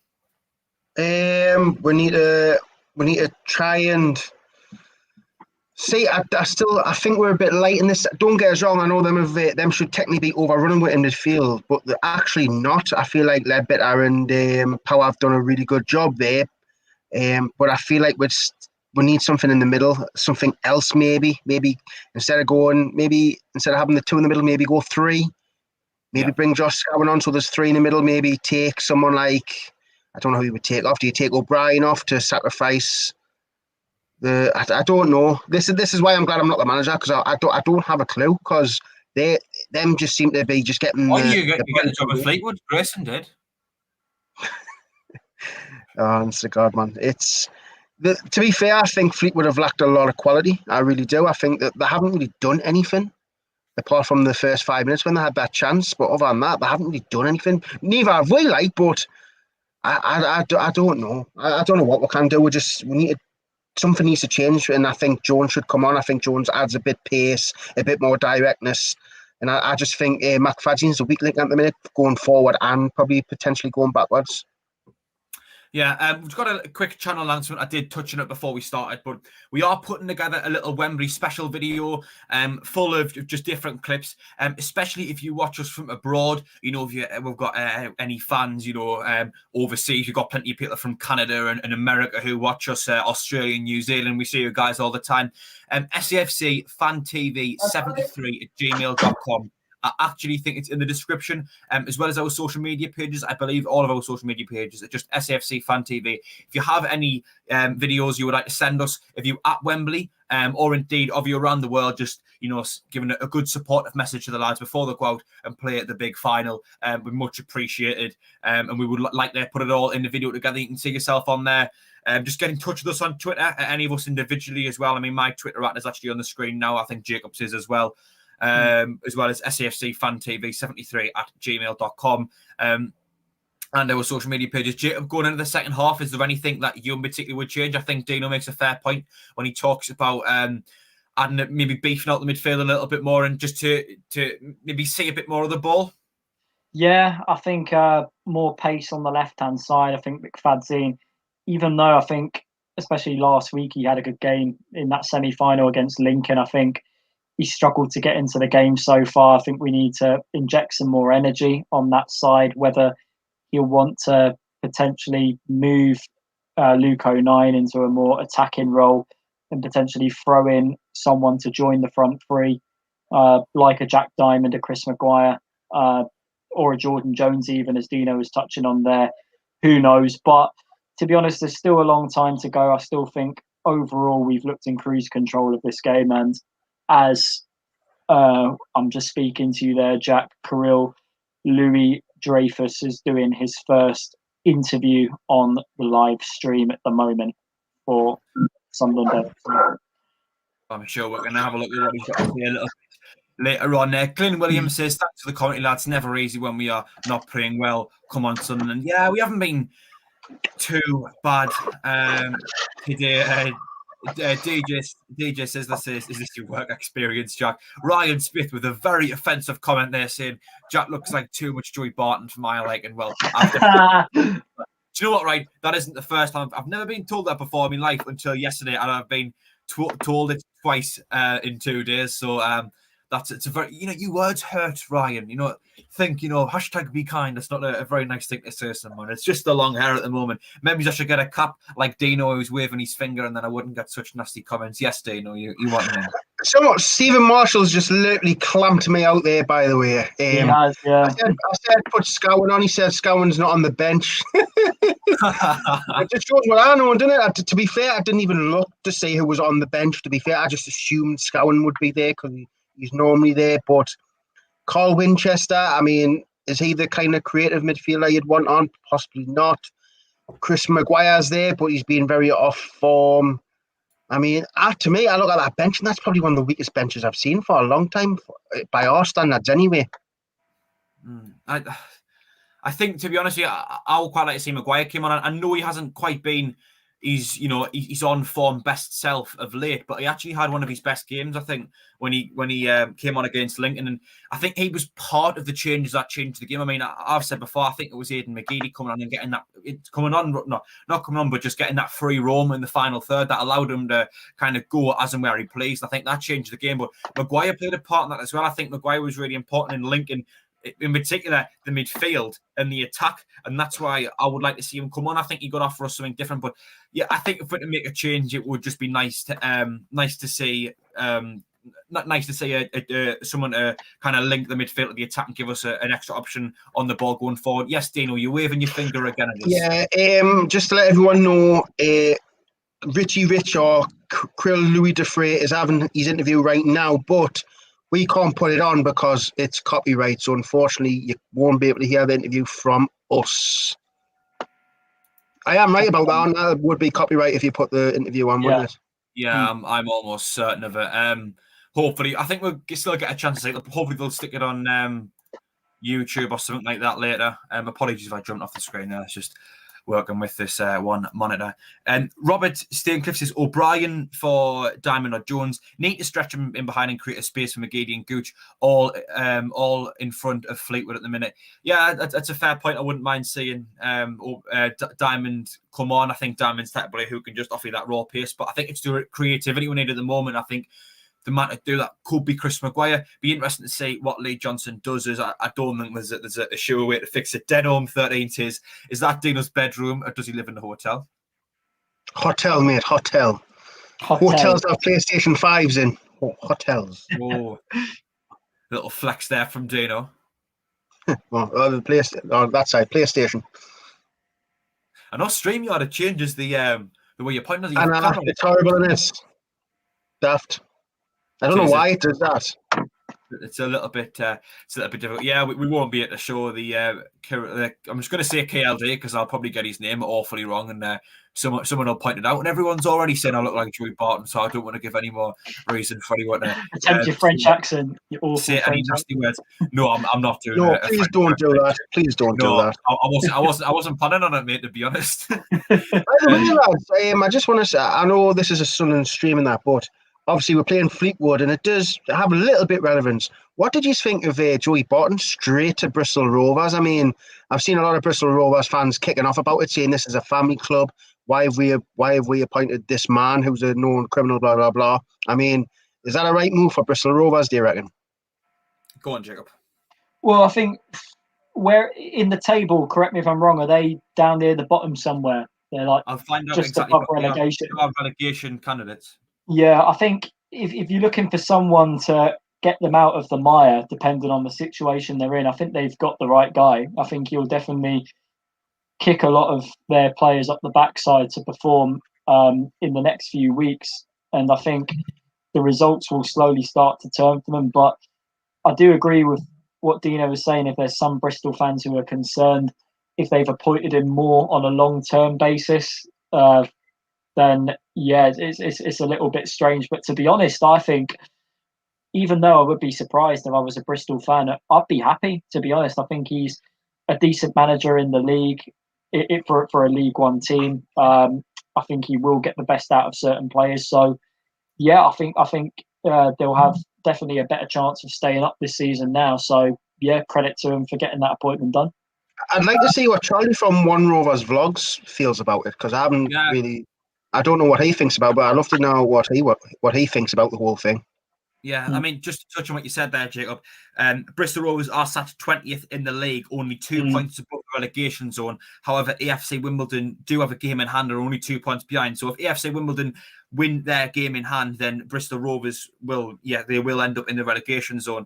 I mean, that to me, that's a question for Bristol Rovers fans to answer. You know, he's been appointed as manager of their club, and I think if they have a problem with them appointing someone such as Barton, then I think they have the right to that opinion as a fan, and have the right to not be happy about it. To be honest, I mean, look, let's recognise the elephant in the room. Barton did do a decent job at Fleetwood as a manager, in terms of managing their side, but Bristol Rovers are probably looking at him as a potential person to just get a few points on the board and lift them above that relegation zone into the mid-table. But like I say, to be honest, I think that's one for Bristol Rovers fans to answer. I mean, obviously, I wouldn't want Joey Barton to be our manager for multiple obvious reasons.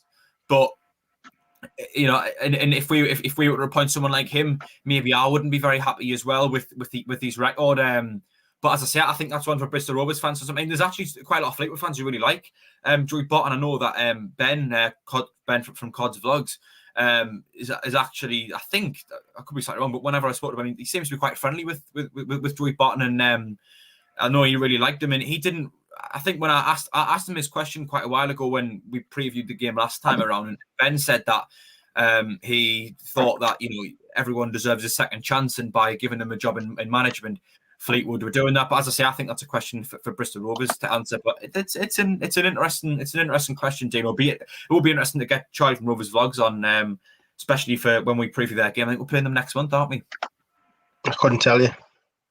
Yeah, March, middle of March, I think. Yeah. On the live chat, I was trying to read someone's name, and I said, Whimsy Willis, I'm going to put it as that. His Winchester did well when he came on. Yeah, he did come on. He did have a half decent game when he came on. I thought there's that little gif that everyone was tweeting, wasn't there, of him turning the two Burton Albion players. Everyone was saying when he asked him, maybe he could be an option to come on. Philly or Conrad, whoever it is, SAFC Fan TV says, KLD, good interview, was positive. I'm sure I'll watch that later, but I think we would touch on it beforehand when we've got to say, let's not judge him yet. Let's see how he really does. The lads look to be coming back out of mine. I'm just going to quickly jump on the live chat quickly. Chris Law says, put Jones on. He had a good assist on Saturday. He did play the ball through White very well. Jonathan Lamb says Jones on O'Brien. On O'Brien or Gooch off. So a lot of support for Jordan Jones at Philly on the live chat. Brandon Anderson says up the Black Cats. Daniel Holden, I think I messaged him on Instagram before. He says up the Cods. Certainly not, mate. DJ Slizzer says the reason Greg is scoring is because he was in the red light area in Amsterdam. Dino, normally you've got your red light on, haven't you? It is on. Just does not as red today for some reason. I don't know why. You won't be attracting much attention then. Jack Ludlow says Barton will turn Bristol into a dirty team. He'll certainly instill the tactics that he did at Fleetwood anyway. Matthew Little says the game is boring. Yeah, I think it hasn't been the best, but it's slightly better than last Wednesday at the very least.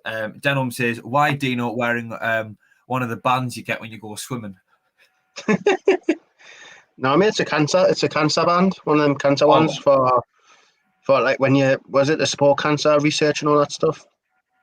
Very good. I've had this for about 2 to 3 years, I think. About 2 or 3 years I've had this. Nice one. Very good. Very good support. And lads, have either of the teams came out on yours yet? Yeah, they're on mine, mate. I'm about 40 seconds ahead of you two. I have been all game. I took my stream off for half time to see if I could catch up, but the Fleetwood are just running out at the moment, as are the officials. That's where I am at. See, we're kicking off in a sec. Yeah, do you want to take the first 15 minutes of commentary, Gino? Do you want me to do the second, and then do you want to finish us off, and maybe we'll get a little appearance from Motti? Yeah, go for it. Absolutely.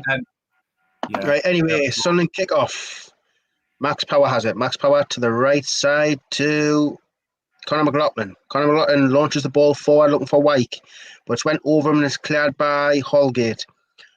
But we've recovered the ball, but give it away. It's in the centre now. I think that's Duffy. Duffy gives it out to Dondashian. Dondashian now. He's in his own half here on the right side. Dondashian plays the ball down line, but it's cut out by McFadzean. McFadzean in the centre, Grant Ledbetter, who just passes the halfway line. He cuts on the inside. He's under a bit of pressure, but he plays it back to Dion Sanderson now. Dion Sanderson on the edge of the centre circle of Max Power. Max Power plays the ball forward, looking for, I don't know who that is. I think that's O'Brien, but it's went out for throw-in to Fleetwood. Fleetwood are kicking left to right, Sunderland right to left in the second half. So I'm guessing, I'm trying to figure out who. So that would be Holgate who's taking the throw-in. Holgate throws the ball forward to Vassell, who nods the ball on, but it's out for Sunderland throw-in on the halfway line. Right, Jack, to the comments. Not much, mate, but one thing I will say is 184 people watching. Thank you to everyone who has tuned in. 130 likes. Can we get 200 for the end of the stream? It only takes a second. Just hit that thumbs up icon. Be greatly appreciative if we get a 200 by the end of the stream. That's always our goal. Back to yourself, Dino.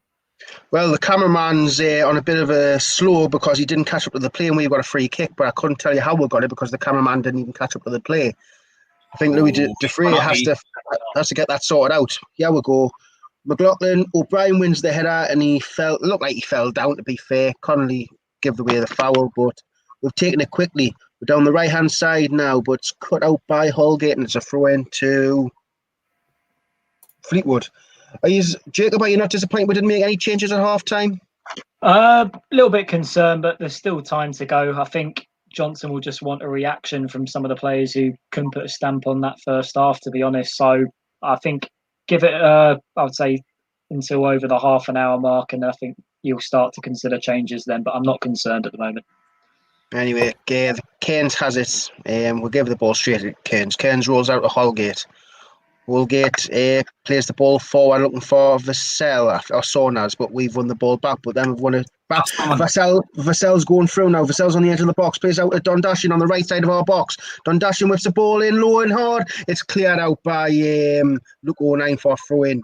That was a good chance created there. I think that was one of our defensive mistakes. It was a defensive mistake, that. Jack, are you disappointed with any changes? Or would you have made changes? Yeah, I mean, maybe it's slightly too early. You know, Johnson might have said this. He might have actually just said, "Look, let's try this certain thing before we make, a drastic change, a permanent change like a substitution." You know, he might have, told them just to go about the game in a different way. But it would have been nice to see someone come on. But I think I would give it another 10 minutes yet, and you never know. He might bring someone on, or he might have just needed a bit extra time to get his message across to whoever he wants to bring on. Anyway, Hill with a long throw and it's cleared out by Sunderland. It's punted forward by O'Brien. There's no one up, and it looks like Holgate will clear the ball. Holgate's under pressure by Gucci. Plays the ball forward looking for Vassell. But it's well won there by Dion Sanderson. Out for a throw-in. To the comments, Jack. Yeah, Bradley Young saying hello, lads. Brandon Anderson says he likes the way they've put the fans' noise in the background. It does add to the experience a little bit, although I've got mine muted, so I won't. Yeah, same. Anyway, it's on the right side with Hill, who gives it out to Dondashian. Dondashian back to Hill in his own half.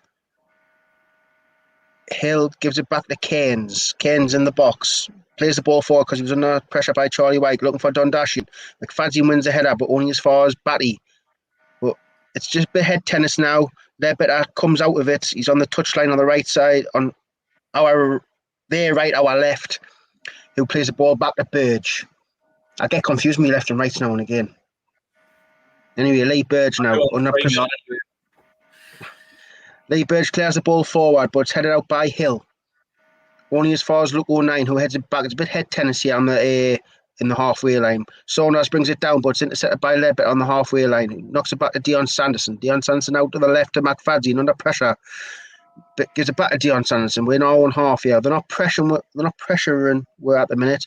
Sanderson knocks it out to McLaughlin on the right. McLaughlin passes the halfway line on the right touchline. McLaughlin looking for a pass. He turns back on himself and plays it back to Max Power. Max Power cuts it on the inside now. Max Power plays the ball forward to Charlie White. It's a good touch. Is it a foul? A foul has been given to Sunderland about 25 yards out. Dangerous position. Anyway, lads, what are you thinking of the first 5 minutes? Joe? Same old from the first half, to be honest. I think we just need to get more of our creative players on the ball, more on the flanks, especially like McGeady and Gooch. But I think with this free kick we've got here, it's a promising position. I don't know whether we'll fancy a strike at goal at this, to be honest. Yeah. Jack? Yeah, I mean, it's only been 5 minutes, but there's not much to comment on, really. I just hope we can get the ball to those creative players, the likes of Gooch and McGeady. It'd be nice to see someone else come on who's got that knack of creating, just to have another attacking outlet. Maguire or Jones will probably be my choice. But are we taking this yet on your stream, Dino? I know you're about 5 minutes ahead. He's just stepping up now. He's sorting the wall out. McGeady's over it. 09 is actually on the right side of McGeady. I wonder if my 09 thinks he can hit this. So we've got a... Yeah, it's got to be Gage, surely. Yeah, you would think so, wouldn't you? Because Luke 09's not left-footed, is he? Nah. Well, he's standing like he would take it as a left footer, but it looks like McGeady's going to take it now. Lads, can you see us on this? Anyway, McGeady steps up, hits it over the bar. Oh. Miles over the bar. It wasn't close, it was miles over the bar. Lads, are you able to see my face when I do this? Like that. Wait, let's... Yeah, why wouldn't I be able to see your face?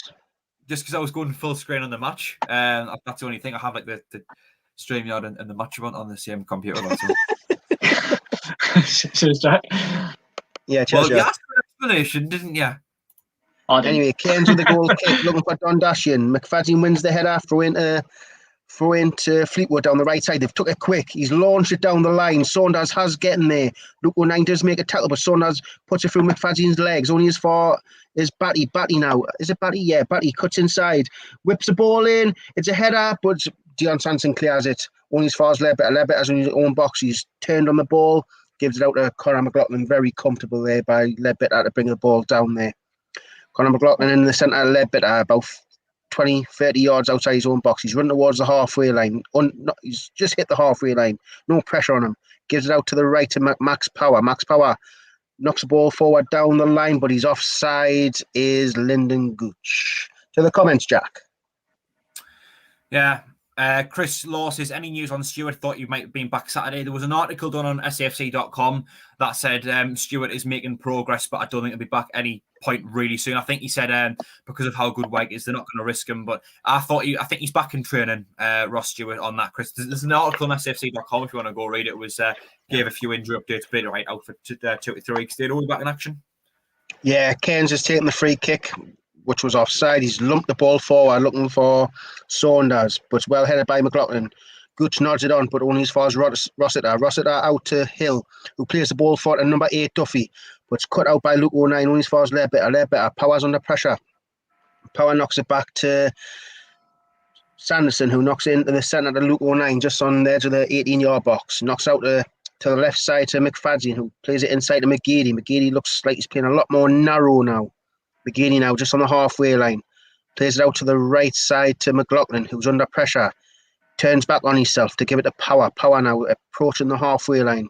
Who gives it back out to the right of McLaughlin. Nice little pass. McLaughlin now with a step over. Gives it to Gooch.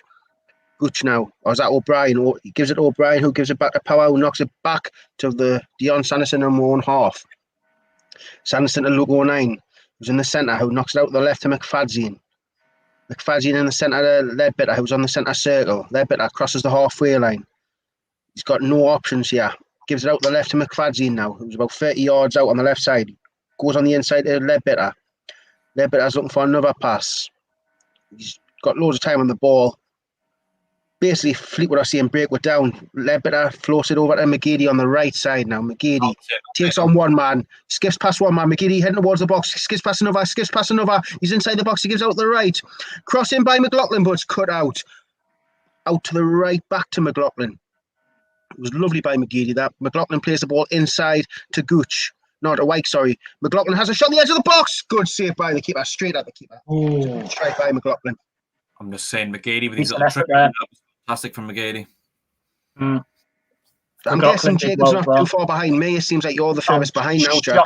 That's a decent effort there. Yeah, I'm going to see if I can get my stream back up again. I'll just close it off and then bring it back up. And seems to sort it out at times. I'm on a different laptop to when I very first started doing the watch along. That's why my stream's a lot quicker. All right. Anyway, we've looked to spray the ball out to the left, and it's went out for a Fleetwood throw in down the right hand side. Anyway, Jacob, what are you thinking so far? 10 minutes in, have you seen anything different?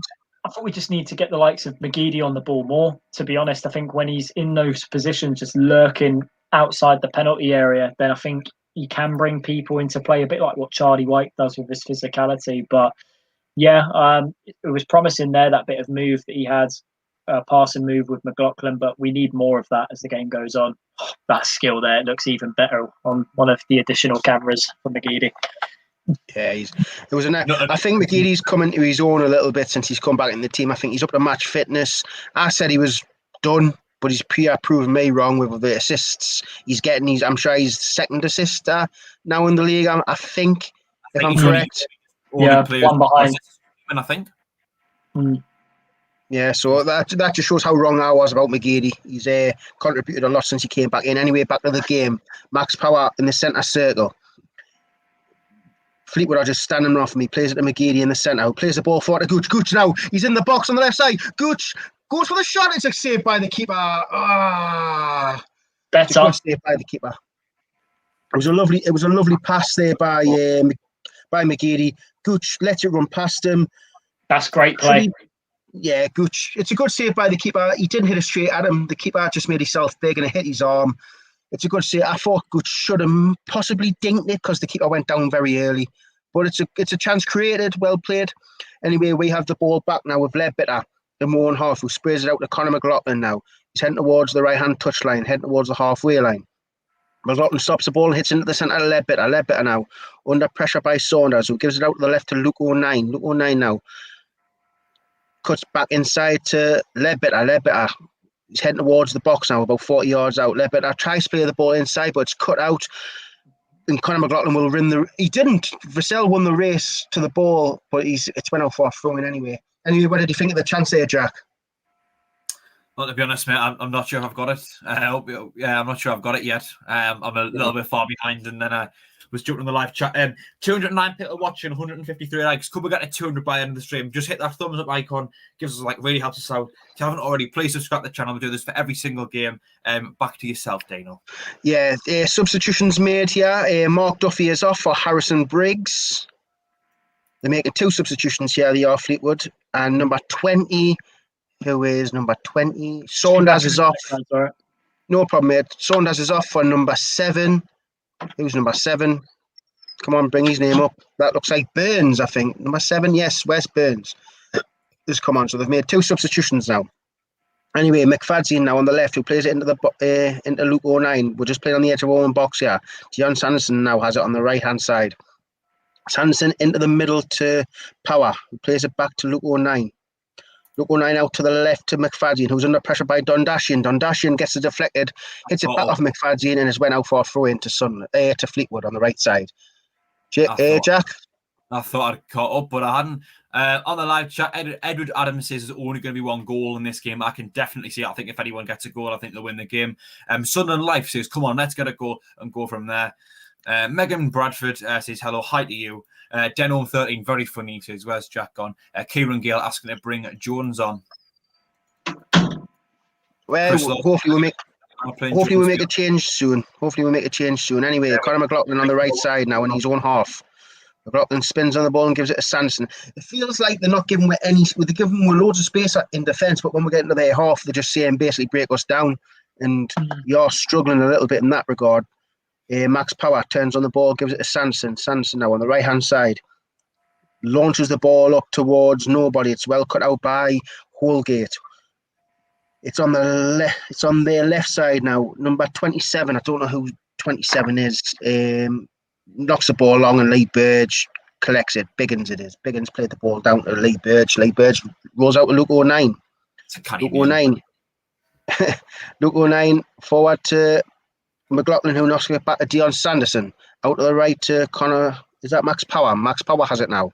Max Power plays the ball long, but Connolly wins the header.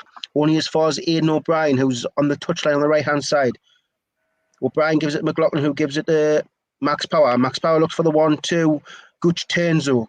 Gooch cuts on the inside, gets tackled, but only as far as left back. McGeady on the edge of the box now. McGeady, what's he going to do? He went past one player. He whips the ball in. Back post header. Goal! It's not by the header. Get in Come there. on. Get in there. About time. That was beautiful. Right, Jacob, tell me what happened there. Just tell everyone what happened. Right. Just going through the brilliant cross from McGee. That is a fantastic header, that. That's some header. And it's Aidan O'Brien. Brilliant. Fantastic header. Brilliant header. But that cross from McGeady. Outstanding. Honestly. It's what he does. That's another assist for him this season. Brilliant. Yeah, he came in from an awkward angle, really. Yeah, that was a fantastic ball in. But he came in a bit of an awkward angle, O'Brien. He had the Fleetwood defender on his shoulder in between him and the goal. He actually does really well to flick that down into the goal. A very, very good finish. And I think now if we can just keep it tight, I think we've got all 3 points. I think we need to go for the second move. Anyway, Jack, I think, is it your turn to commentate now? Yeah, Jacob, can you keep an eye on the live chat while I do so? Yeah, me, brother. Cheers, Mara. Well, I am slightly behind Dino, so if Dino does jump up and start celebrating, it's because Sunderland have got a second goal. As we are back to kick off, back there, Fleetwood's centre-half, as a long ball is put towards their left side. Max Power misses the header. Luke O'Nien clears it upfield. Dion Sanderson into Charlie Wyke over to Aidan O'Brien on the right-hand side. Mr. Kirkbride talking over the top of the commentator there, as Aidan O'Brien has the ball out on the right-hand side. And Fleetwood trying to get the ball going as Charlie Wyke retrieves the ball and finds Lyndon Gooch in the centre. Gooch loses the ball to Fleetwood, but the referee's given a free kick there, actually, for a foul on Lyndon Gooch, I believe. Dino, have we got to shut up shop now, or do we go and get a second? Go for it. When we shut up shop, we always end up giving the lead away, so... No, go for another one. Then we'll be low on confidence. This is a perfect opportunity to score again because their heads will be down, ours is up. So let's go for another one. 100%. Get another goal. Yeah, I can't see Fleetwood getting a second, to be honest. But if we can get getting a second, getting a first. I mean, I've been all over the place now. But if we can go and get that second, it does just reaffirm that. I just don't think they've been very creative at all. Mr. Kirkbride, I know you are in favour of us pushing on. Yeah, absolutely. Like Dino said, we've got to aim for the second now. I think when we get that second one, we can relax a bit. But quickly on the live chat, Tyler Metcalf, good question, Satch. Chris Law, Brandon, you need to go out this stream and come back in your behind. One by one, Liam, get in, lads. DJ Sister Watson, Sunderland need to go Tora. The free kick was dinked into the box by Grant Leopard, but cleared away as Fleetwood got on the counter attack. The ball now finds Colin McFadden out on the left hand side. Him and Don Dacian going head to head. Aidan McGeady takes the ball down, but not until the referee has given a free kick to Fleetwood, which they've taken straight away. Hill now, number 33, there, right centre half, plays it back to, is that Connolly there? Central centre half, number 4. I think so. Yeah, back over to Hill on the right side of centre back. Pings the ball forward, goes towards Luke O'Nien. Now it's with Colin McFadden. Grant Ledbetter has the ball now. Ledbetter back to Dion Sanderson, the man on loan from Wolves, playing the middle of the three today. He's had a great game. Conor McLaughlin back to Dion Sanderson, who plays it over towards Luke O'Nien. O'Nien finds Ledbetter. Sunderland just knocking the ball about nicely now as Max Power has the ball in the centre circle. Finds Lyndon Gooch, whose turn ended up in a pass towards White. And despite looking as if he was through on goal, I believe offside's been given there. Might have been a free kick. Offside. The assistant still got his flag up. And Fleetwood have taken it. And it's Cairns over to Fleetwood's left centre half as the ball goes forward now. Sanderson just nudges the Fleetwood player over. Went down a bit softly, I think, there, though, when the referee doesn't give anything. Sanderson just kind of stops for a moment, plays a 1-2 with Max Power as he gets the ball back. Back to Max Power, the captain this evening again. Power swings the ball upfield. Fleetwood stopped the ball going towards the run of Wyke, but not until Wyke gave a foul away, and Fleetwood have got us back in play anyway, as they have the ball just inside their own half, coming over the halfway line now. Number 7 out on the right-hand side, cutting inside ever so slightly. Callum McFadden follows him into the middle. Charlie White coming over at a bit pressure, but the ball goes back to Fleetwood centre halves inside the centre circle. Ball goes out towards the right as Don Dacian tried to head it back to his teammate, but the ball was out for throw-in. Mr. Kirkbride, what is the live chat saying very quickly? Kieran Gale, as it stands, we are 5th, only 6 points off 2nd. Jack Ludlow is encouraging the Ask Danny hashtag, which you normally see appear on the live stream at the end of the game. Chris Law, well, you're well behind Brandon compared to this. I think a few people having problems with their live stream tonight. David B. O'Brien is improving. Barry Shepherd, don't take the pressure off. Back to you, Jack. Callum McFadden swings the ball upfield. Fleetwood win the header and have the ball out in the centre circle. The ball is knocked forward. Luke 19 will retrieve it and smashes it upfield with his left foot. Out for a Fleetwood throw-in. Just seen Dreyfus there in the stands up in the Premier Concourse, and David Jones was there as well. There was a few other faces. Interesting to see as Fleetwood try to get themselves going again. McFadden with the header upfield, cleared forward by Hill. Out towards the wing on our left-hand side. The ball bounces off Fleetwood's number 24. The back of his ankle, fortunately for us, quite lucky there, out for a Sunderland throw-in on the left-hand side. Dino, are you confident going at the last 25 very quickly? I'm never confident because Sunderland normally tend to sit back, but hopefully we don't do that. I mean, we can't really afford it. I think once you take the lead, it's your game to lose. And we shouldn't invite them on. Let's just keep doing what we're doing. Keep going at them. Don't sit back because you're inviting pressure. Just keep the pressure on them. Yeah, and we've won a free kick out on the right-hand side, just kind of on the halfway line after, I believe it was Gooch trying to turn his man. Conor McLaughlin played a pass forward. It went towards Aidan O'Brien, actually, who just got taken down by Andrew, the left wing-back. Without getting any of the ball, Andrew, and we are back in play now as Aidan McGeady picks the ball up in the centre, going out towards the right.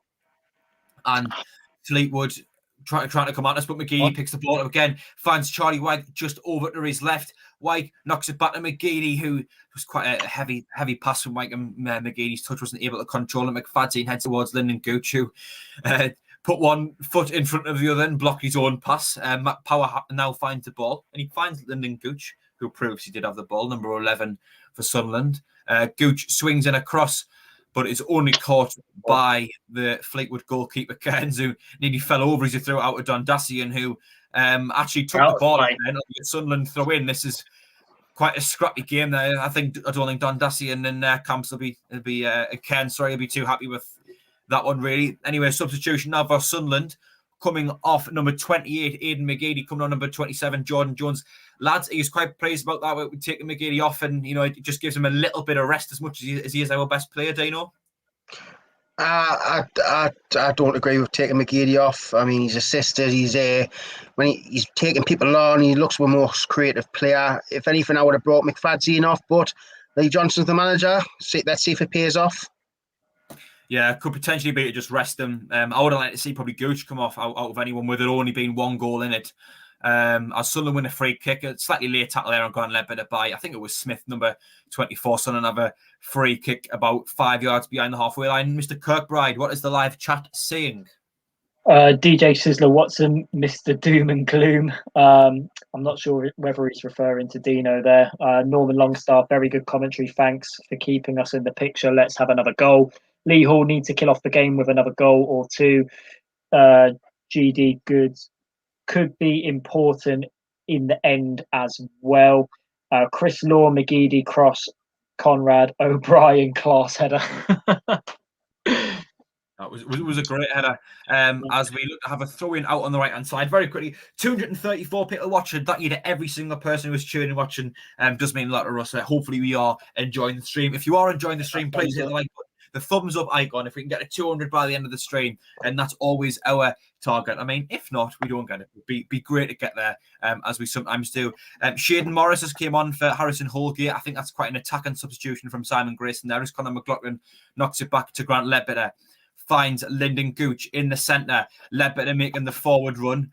Gooch tried to play a ball out to the left-hand side. That didn't work. Got blocked by Fleetwood player. The ball now finds Conor McLaughlin out on the right-hand side. He's got Aidan O'Brien just ahead of him, who he does find. O'Brien knocks it back to Max Power, goes inside to Lyndon Gooch, who seems to have got a little bit more of a free roll this second half, it seems. Ledbetter finds Max Power into Grant Ledbetter. Now it's with Aidan O'Brien trying to get an attack moving. Aidan O'Brien finds Grant Ledbetter over to Conor McLaughlin. Sunderland 1, Fleetwood 0. If you're joining us, we've got 20 minutes remaining. Conor McLaughlin swings it in, looking for Jordan Jones, whose header went to the Fleetwood goalkeeper. I think he should have done better there, personally. Yeah, potentially. As Fleetwood look to get another attack moving here, going up the right-hand side. Luke 19 jumps in with the header there and now finds a header. White looks to nod it down, but unfortunately, Fleetwood retain the ball and look to move forward. They're number 27 now. Fleetwood just passing the ball between themselves. You are putting a bit of pressure on them, though. That's good to see. The substitution there. Actually, have forgot his name already, which shows how good my memory is. As Hill finds Connolly, number 4. Connolly bringing it into the midfield. Swings it upfield now, out on the right-hand side. Taken down very well by their number 39, who comes inside the box. Ledbetter intervenes, though, and Mac Power comes away with the ball. Power over to Jordan Jones. Jordan Jones does very well to beat 2 players with one move, and now he's moving forward on the left-hand side, just showing what it is he can really do. As he did give the ball away, but it's a Sunderland free kick. Great little move there from Jones. Jacob, anything on the chat? Brandon Anderson, it was okay. He's referring to Aidan O'Brien's goal. I thought it was a cracking header, if I'm honest, Brandon. David B. Mustard goal. Casey Cameron June, yeah, it definitely was CONRAD. I think they're referring to CONRAD looking like Aidan O'Brien, to be honest. Sunderland Life, been like since 50. Get them to 200. They deserve it. Thank you very much, Sunderland Life, for that comment there. Back to you, Jack. Yeah, as Carl Winchester has just came on for Lyndon Gooch, and I wonder if that is worth a slight change in formation as well. Maybe a slightly defensive change. Dino, are you happy with that? Would you change anyone else just quickly? Maybe Chuck. You could have put at one point Chuck Diamond on, maybe. I'm not 100% sure because I don't know what formation we're playing, but it is what it is. Like, I like to see Carl Winchester and see what he's got about him in this second half. Yeah, definitely. Sunderland on tour says class stream, lads. Keep it up. Thank you. I hope you glad you're enjoying the stream.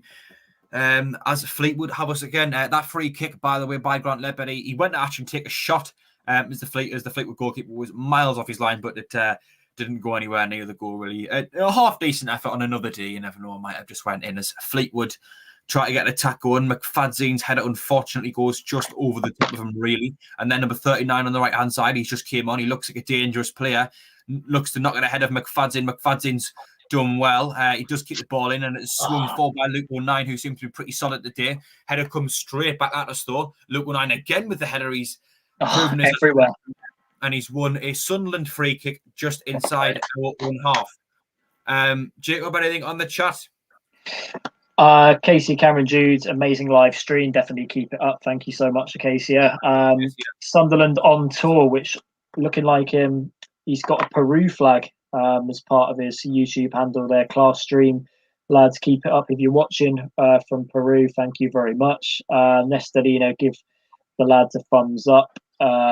Currently, according to, I think it's Philly who's in charge of the account. Bristol Rovers 1, Wigan Athletic 1. That's the latest score. Satch says Winchester deserves a shot. Really aggressive. Back to you, Jack. Yeah, as we are Fleetwood are moving forward now. Luke and I am putting good pressure on them, but it will be a free kick. Chris Smith says you could put 09 in goal and he'll be great. Well, I can't argue with that, mate. He does well anywhere he's had a great game today at left centre half, and he seems to do well in every single position he's been in. As Fleetwood get an attack moving, Andrews over now to their player on the left-hand side. 74 minutes gone. I'll be handing over to Jacob or Motti, whoever it'll be, for the final for the final 15 minutes in just a second. As Fleetwood just inside our final third, roughly. Then number 22 now on the right-hand side, over to their number 39 who just came on. Jones putting a little bit of pressure on him, manages to get a cross in, flicked away, and good again and it'll be a Sunderland free kick. Now, do you want to take over for the last 15 minutes? Is Matty going to make an appearance today? Yes, he will appear for the last 5 minutes of the game, mate. But for the next 10, it will be me. Just looking back at that chance on the right-hand side, it was a decent ball. That's well headed away from McLaughlin, that to be fair. And he's won a foul, so a free kick to Sunderland, which Lee Burge is just waiting to take this. McLaughlin had a very solid defensive display tonight. I think being alongside Dion Sanderson has definitely helped that. But Lee Burge is just waiting to take this goal kick for Sunderland. Sunderland 1-0 up with 15 minutes to go here at the Stadium of Light. As we stand, we go up to 5th in League One if results stay the same. Lee Burge with this goal kick now. Free kick, rather. Grant Ledbetter finding the feet of Max Power with the header, but Max Power loses out as Fleetwood come on the counter-attack now. I think it's one of their players. I think it's Harvey Saunders that tried to forge an attack there. Rossiter trying to play the ball out to the left-hand side to, I think it's Danny Andrew. McLaughlin in the right defensive position once again, but Max Power clears. He did try and find Charlie Wyke, who has been pretty quiet tonight, Sunderland's top goal scorer this season. It's been well defended at times by Fleetwood's back three. But Taylor now playing the ball back, or it was Connolly rather. Callum Connolly's actually on the ball now, playing to Don Dacian, the right-hand side of number 22. Daniel Batty now playing to Mark Duffy just behind halfway for Fleetwood Town. 15 minutes to go in this game. They're 1-0 down. Rossiter playing the ball forward. He's looking for Fussell as he wanted a free kick, and no, he's not going to get it. Sunderland looking to play on with this now. Winchester, a 1-2 with Ledbetter. Max Power has the ball to Connor McLaughlin. Dion Sanderson now. Sanderson to Grant Ledbetter. Ledbetter back to Sanderson. Sanderson goes short to Callum McFadzean. McFadzean plays it back. Luke O'Nien to Dion Sanderson. Sanderson, and he goes back. It was Max Power that played it back to Lee Burge, actually. But Sunderland relatively comfortable the last few minutes, I should say. With Jordan Jones being on the pitch for Aidan McGeady as well, and Carl Winchester coming on also. Sunderland's 2 changes they've made so far this evening. Grant Ledbetter back to Luke O'Nien, just inside Sunderland's half. Max Power playing it back to Dion Sanderson. Sunderland keeping the ball very well. Max Power now, and he plays it all over the top, which I think it's Charlie Wyke. He runs onto it. There's a good touch to keep it in there. Max Power going for the switch pass. Is he going to find Jordan Jones in the box? Jordan Jones, he's got it. Jordan Jones in the penalty area. Jordan Jones went for goal, but Kens gets down well to his right-hand side to make the save. A good opportunity for Sunderland to get the second there, but it was a bit of a scuff shot, I should say, from Jordan Jones when he reached the last bit before he hit the shot. And what's the referee given here? Going back to the action. And it looks like it will be a substitution as Chris Maguire is set to come on for Sunderland. Wonder who needs to be taken off. What's that, Dino? Look at the graphics on Chris Maguire. They still haven't changed the C yet. Oh, God. That's appalling. That is appalling. But Jack, what are we saying on the comments, mate? Yeah, Leonardo Scripture says, cheers from Brazil, from a Corinthians fan, hoping to see Sunderland go up. Thank you for tuning in, Leonardo. I hope you're enjoying our stream, and all the best from Sunderland. Marco Lopez says you should add something to see the time. We'll have a think if we can get the stream out set up to show us the time, then we definitely will, mate. Paul McVeigh says, how are SAFC? Let's get the second goal. Callum Camps has come on for David Batty for the visitors with 12 minutes to go. Chris Maguire. It's Aidan O'Brien he's come on for.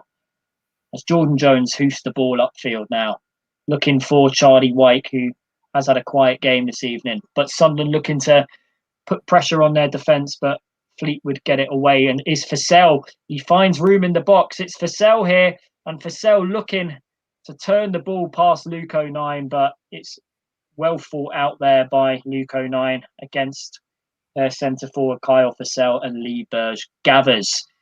Dino, sorry, I forgot to come to you before when there was a last break in play. What do you think of this game so far? we've changed formation. I don't know if that's went in our favour our games, because I feel like Fleetwood are starting to put it on with a little bit. I mean, Vassell's just had the chance there. Luke O'Nien defended very well, but they're coming on to it now. They're piling the pressure on. And Vassell, that's a lovely first touch there, bringing Saunders into play. And on the left-hand side, Danny Andrew has the ball. Danny Andrew, he cuts in. Max Power, he cuts in. Charlie Wyke, but well dealt with by Luke O'Nien. Or is he dealt with it? No. The ball finds Don Dacian on the right-hand side. Fleetwood's wing-back this evening. Plays the ball in the middle to one of their substitutes. I think it might be Callum Camps, the new lad that's just come on. Harrison Holgate. Holgate now to Rossiter, just over the halfway line. Rossiter goes out to the left to Danny Andrew. Danny Andrew on the ball now, looking to get past Chris Maguire, but Fleetwood have it in the penalty area, and it's well headed out by Luke O'Nien. It was a cross. I think it was from Danny Andrew who put the ball in. But Luke O'Nien, he's had a fantastic defensive display this evening. Jack, we'll come to you for some comments, mate. What's happening on the live chat?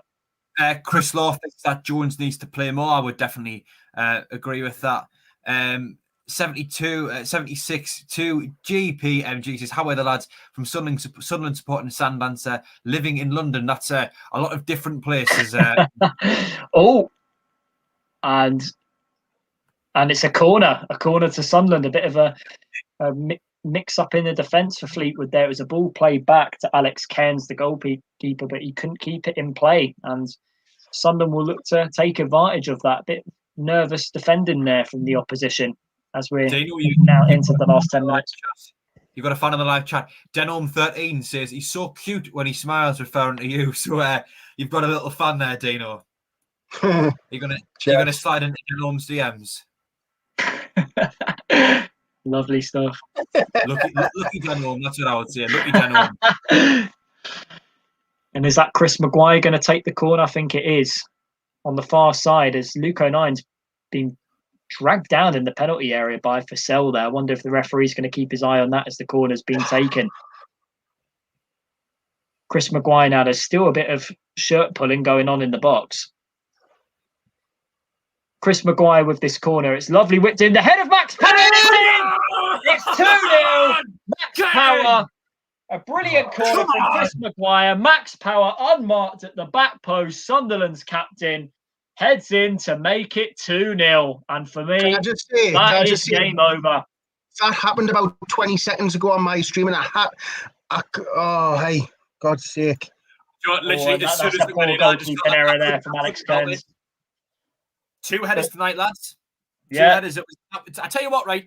Max Power, that was a perfectly timed run. That no one picked him up. He came from the right-hand side of the box, in back from the left-hand side, completely unmarked. The Fleetwood players didn't even know he was there. That was a really great Max Power. Lee Johnson's getting the best out of Max Power. I mean, no one. Yeah. Jack Ross couldn't.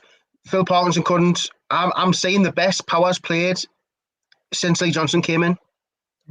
Tyler Metcalf still doesn't like him. What would you have to do, Tyler? Let us know. What would you have to do to change your mind on him? Jack, since that goal was scored, what's been happening on the live? Is there going to be a break in play here? As Don Dacian picks up the ball? Oh, no, the ball still remains. We'll come to you on the next break in play, mate. As the ball is launched forward by Fleetwood, but Luke O'Nien once again heads the ball away. Right place, right time. Grant Ledbetter playing it back to Lee Burge. Sunderland 2-0 up with 7 minutes to go against Fleetwood Town if you've just joined us on the live stream tonight. Max Power with the second goal after the first by Aidan O'Brien. And a ball over the top from Lee Burge. Charlie Wyke was claiming a foul there. The referee doesn't seem to be interested at all as the ball's hoofed forward once again by Fleetwood. And this time a foul is being made, but it's by the man who was fouled earlier, Charlie Wyke, on Rossiter, as the ball finds itself now back in Fleetwood's defence with Callum Connolly. Connolly to the number 33, James Hill, to Don Dacian, just over the halfway line. Don Dacian plays in one of the substitutes, the number 39, but it's a through pass with the outside of his foot, and it reaches none of their forward players, Saunders or Vassell. Goal kick to Sunderland. Jack, what's been happening on the live chat, mate? Well, according to Stephen Clark, says Terry is singing "Boom Boom, Shake the Room" on his stream. It really wouldn't surprise us if he was. If you haven't already watched it, Terry's 10,000 subscriber special was a fantastic video of him just singing for about 10 minutes, different 10,000 subscriber songs. We're back in play, Jacob. Yep, we are. Dino will come to you on the next break and play, mate, and then Motti will also take over. Jordan Jones looking to outmuscle the defender. He's done that. Chris Maguire. He's looking to find his way into the boxes. Maguire fouled. He is. A free kick in a very dangerous area. Dino, will come to you now. What are your thoughts on the last few minutes, mate? We're played well. I think Max Power getting on at the end of the corner. I think that's the first corner we've scored for a long time. It was a beautiful header. It's been positive all around, to be fair. We're beating another bogey team. And just to remind everyone, please like the video. We're nearly on 200 likes. Let's get there before the end of the game. 200 likes. Let's do it for Motti. Do it for Max Power. Oh, I've lost me. By the way, look what I'm standing over the free kick. Again. Really? I wanted to take it. If you haven't liked it, like it for Max Power. I know how much you appreciate him. Yeah, look, maybe they've been working on it in training and he's stuck a few in or something. Oh, here's my microphone. And John Motson has joined us for the last 5 minutes here at the Stadium of Light. My sheepskin coat has unfortunately been thrown in the bin. But Luke O'Nien, he goes for the shot. It's deflected off the wall and it goes out for a Sunderland corner. It was a decent effort there from Luke O'Nien. You just wonder if it wasn't for the deflection, whether that was going in the top corner. Apologies to any viewers. Unfortunately, we had to say goodbye to my sheepskin coat from the last two streams. As unfortunately, there's too many rips, but the ball's been played in. Fortunately, we also got to say goodbye to Jacob. Who's Jacob? The other one. Cheers, Jack Dodds, for that highly offensive comment there, as I should say. Well, at least not get called Joey Barton on the comments. Thank you very much. If there's any barbers in the Sunderland area that would like to give Jack a fresh trim, please comment on the live stream this evening. One in my household, unfortunately. On our way back to the normality after the government's announcement yesterday, fingers crossed. Everyone in high spirits right now. Lee Burge with a hoof goal kick, trying to find Charlie Wyke, and he does manage to get onto it. Great physical play there. Does he keep the ball in play? And no, and Andrew Taylor manages to win it off him. As Saunders goes for the 1-2 with Taylor, and Don Dacian is going to pick up the ball on the right-hand side for Fleetwood. They've got over the halfway line. One of their substitutes picks up the ball, the number 39. Rossiter playing out left to Andrew Taylor. Rossiter now, and he falls on his backside as he plays a ball back towards Fleetwood's back three. But Sunderland win back possession, and the ball is now back in possession of goalkeeper Lee Burge, who hoofs it upfield. Carl Winchester won the header, but the ball finds itself now with Grant Ledbetter. Back in the defence to Dion Sanderson. Is he going to go back to Lee Burge? Yes, he is. Sunderland 2, Fleetwood Town 0 with 2 minutes to go here at the Stadium of Light. Grant Ledbetter to Chris Maguire, one of the substitutes this evening. Max Power, one of the goal scorers now, to Chris Maguire. Chris Maguire to Callum McFadzean. McFadzean, is Jordan Jones going to take on Don Dacian? He is. And he finds Carl Winchester, but Carl Winchester plays it to Jordan Jones. Carl Winchester, Sunderland trying to work their way into the box now. Grant Ledbetter. Grant Ledbetter goes for a switch pass to Conor McLaughlin on the far side. Captain Max Power now playing Chris Maguire in the middle. Chris Maguire to Conor McLaughlin. He tried the 1-2 with Chris Maguire, but Andrew Taylor wins the ball, and he is fouled by Conor McLaughlin, who looks like he's going to pick up a yellow card for that foul on Fleetwood's left wing back there. Jack, what is the live chat saying? Well, Daniel Jenkins was a little while ago, but says Simon Grayson will be wasting more time on his paper flip chart in anger. If you haven't watched Sunderland Till I Die, then you will get that. Unfortunately, you won't get that joke reference, I should say. But the ball finds itself back in the arms of Lee Burge after Andrew Taylor tried to play in Fleetwood's front line, but it failed to do so. And the board is going to go up for the amount of added on minutes we're going to see at the end of this game this evening. Ooh. Lee Burge. The ball, and only something's going to happen in a sec, I think, as 4 minutes of added time goes up at the Stadium of Light. Sunderland 2, Fleetwood 0 into 4 minutes of stoppage time. And the ball finds itself on the left to draw. Oh, and that was a very, very bad tackle there from centre half James Hill on one of Sunderland's substitutes, Jordan Jones. That was nasty, that, like. Yeah, you just wonder what the referee's going to give with that. And strong challenge. Oh, and that looked very serious there. Is Jordan Jones still down from that challenge? That's how Simon Grace will be flicking his flip chart with that much passion as that tackle went in with.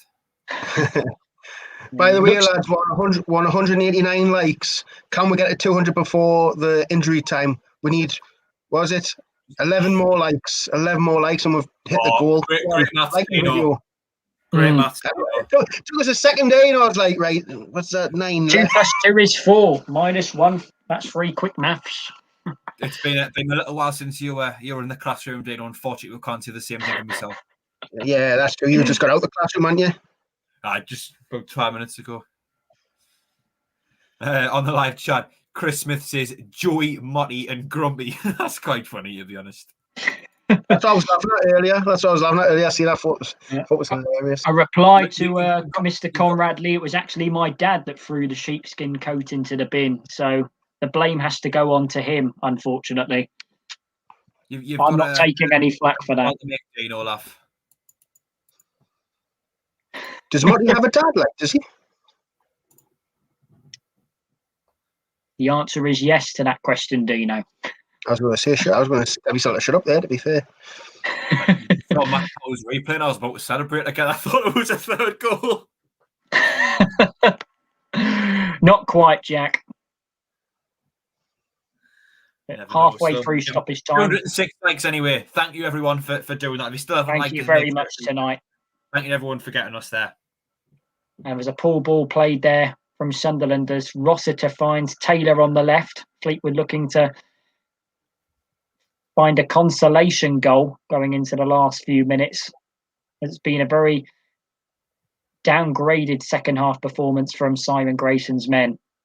But it's a throw to Sunderland. It goes off Harvey Saunders there forward. And Conor McLaughlin is going to take.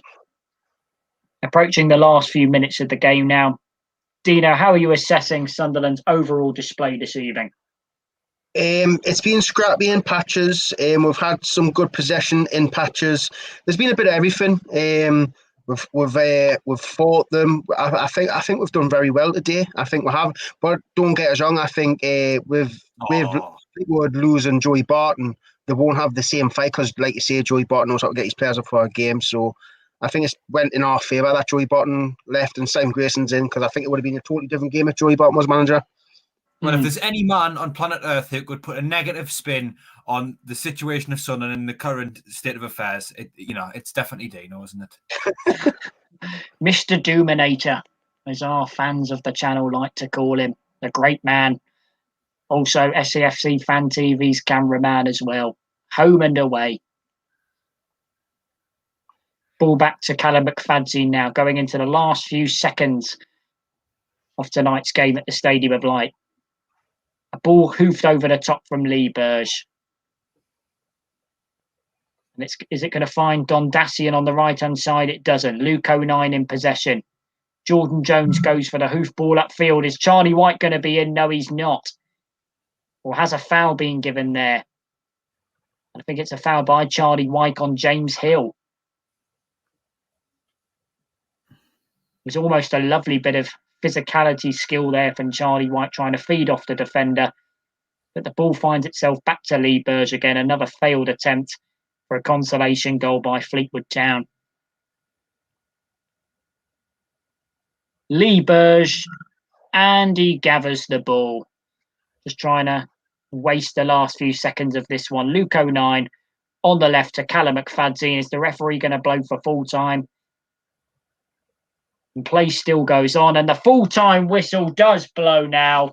Sunderland 2, Fleetwood Town 0. Full-time score, goals from Aidan O'Brien and Max Power. And I believe I need to check the rest of the scores in League One. Last time we heard Sunderland were heading up to 5th in the table. Jack, you will need to correct me if I'm wrong. What is our current league position after that win this evening? Well, I can go and check it for you, Matty, mate. I'll have a look right now. I just want to say, while I am doing that, a massive, massive thank you to every single person who's tuned in tonight. We've currently got 232 people watching. We've had people from all over the world watching us. We managed to hit our target of over 200 likes. Jack Ludlow on the chat in. Great job, lads. As well as some of the Chris Smith. Plenty of people saying good job, lads. We really do appreciate every single person who's tuning in tonight and gave us your kind words on the live chat. It really does mean a lot. Everyone who's subscribed to us tonight as well. I think we've gained quite a few. I've seen it quite a bit, as well as everyone's hit the like. Massive thank you to every single person who's tuned in. We will be doing a quick review of the match just in a few moments. That should be up on the channel probably within the next kind of 40 minutes. The three of us, I believe, just start talking about the events that unfolded this evening. I will check where we are in the league. According to Safari, my very reliable source, we have now stepped up into 5th after a 2-0 win tonight. I guess that's something that's very positive to see us back into the playoffs now, going into the kind of final stage of the season, really. Yes, thank you every single person who's tuning in yet again. It really does mean a lot. And from yourself, Jack Dodds, from Dino Elgar, and from Jacob Kirkbride, and from John Motson as well. Thank you to every single person who's joined in. Make sure to subscribe if you haven't. Hit the like button if you haven't and you've enjoyed the stream. And we will be back for the review very shortly on the channel, where, apart from Dino, we'll all be gloating and being very happy about Sunderland. And I would imagine Dino will manage to just put a little bit of negativity on it, just to bring us all back down to planet Earth, or rather Dino's version of planet Earth. So from everyone here, thank you for joining into the stream, and we'll see us on the review, and we'll see us on Thursday Night Live as well. See you later.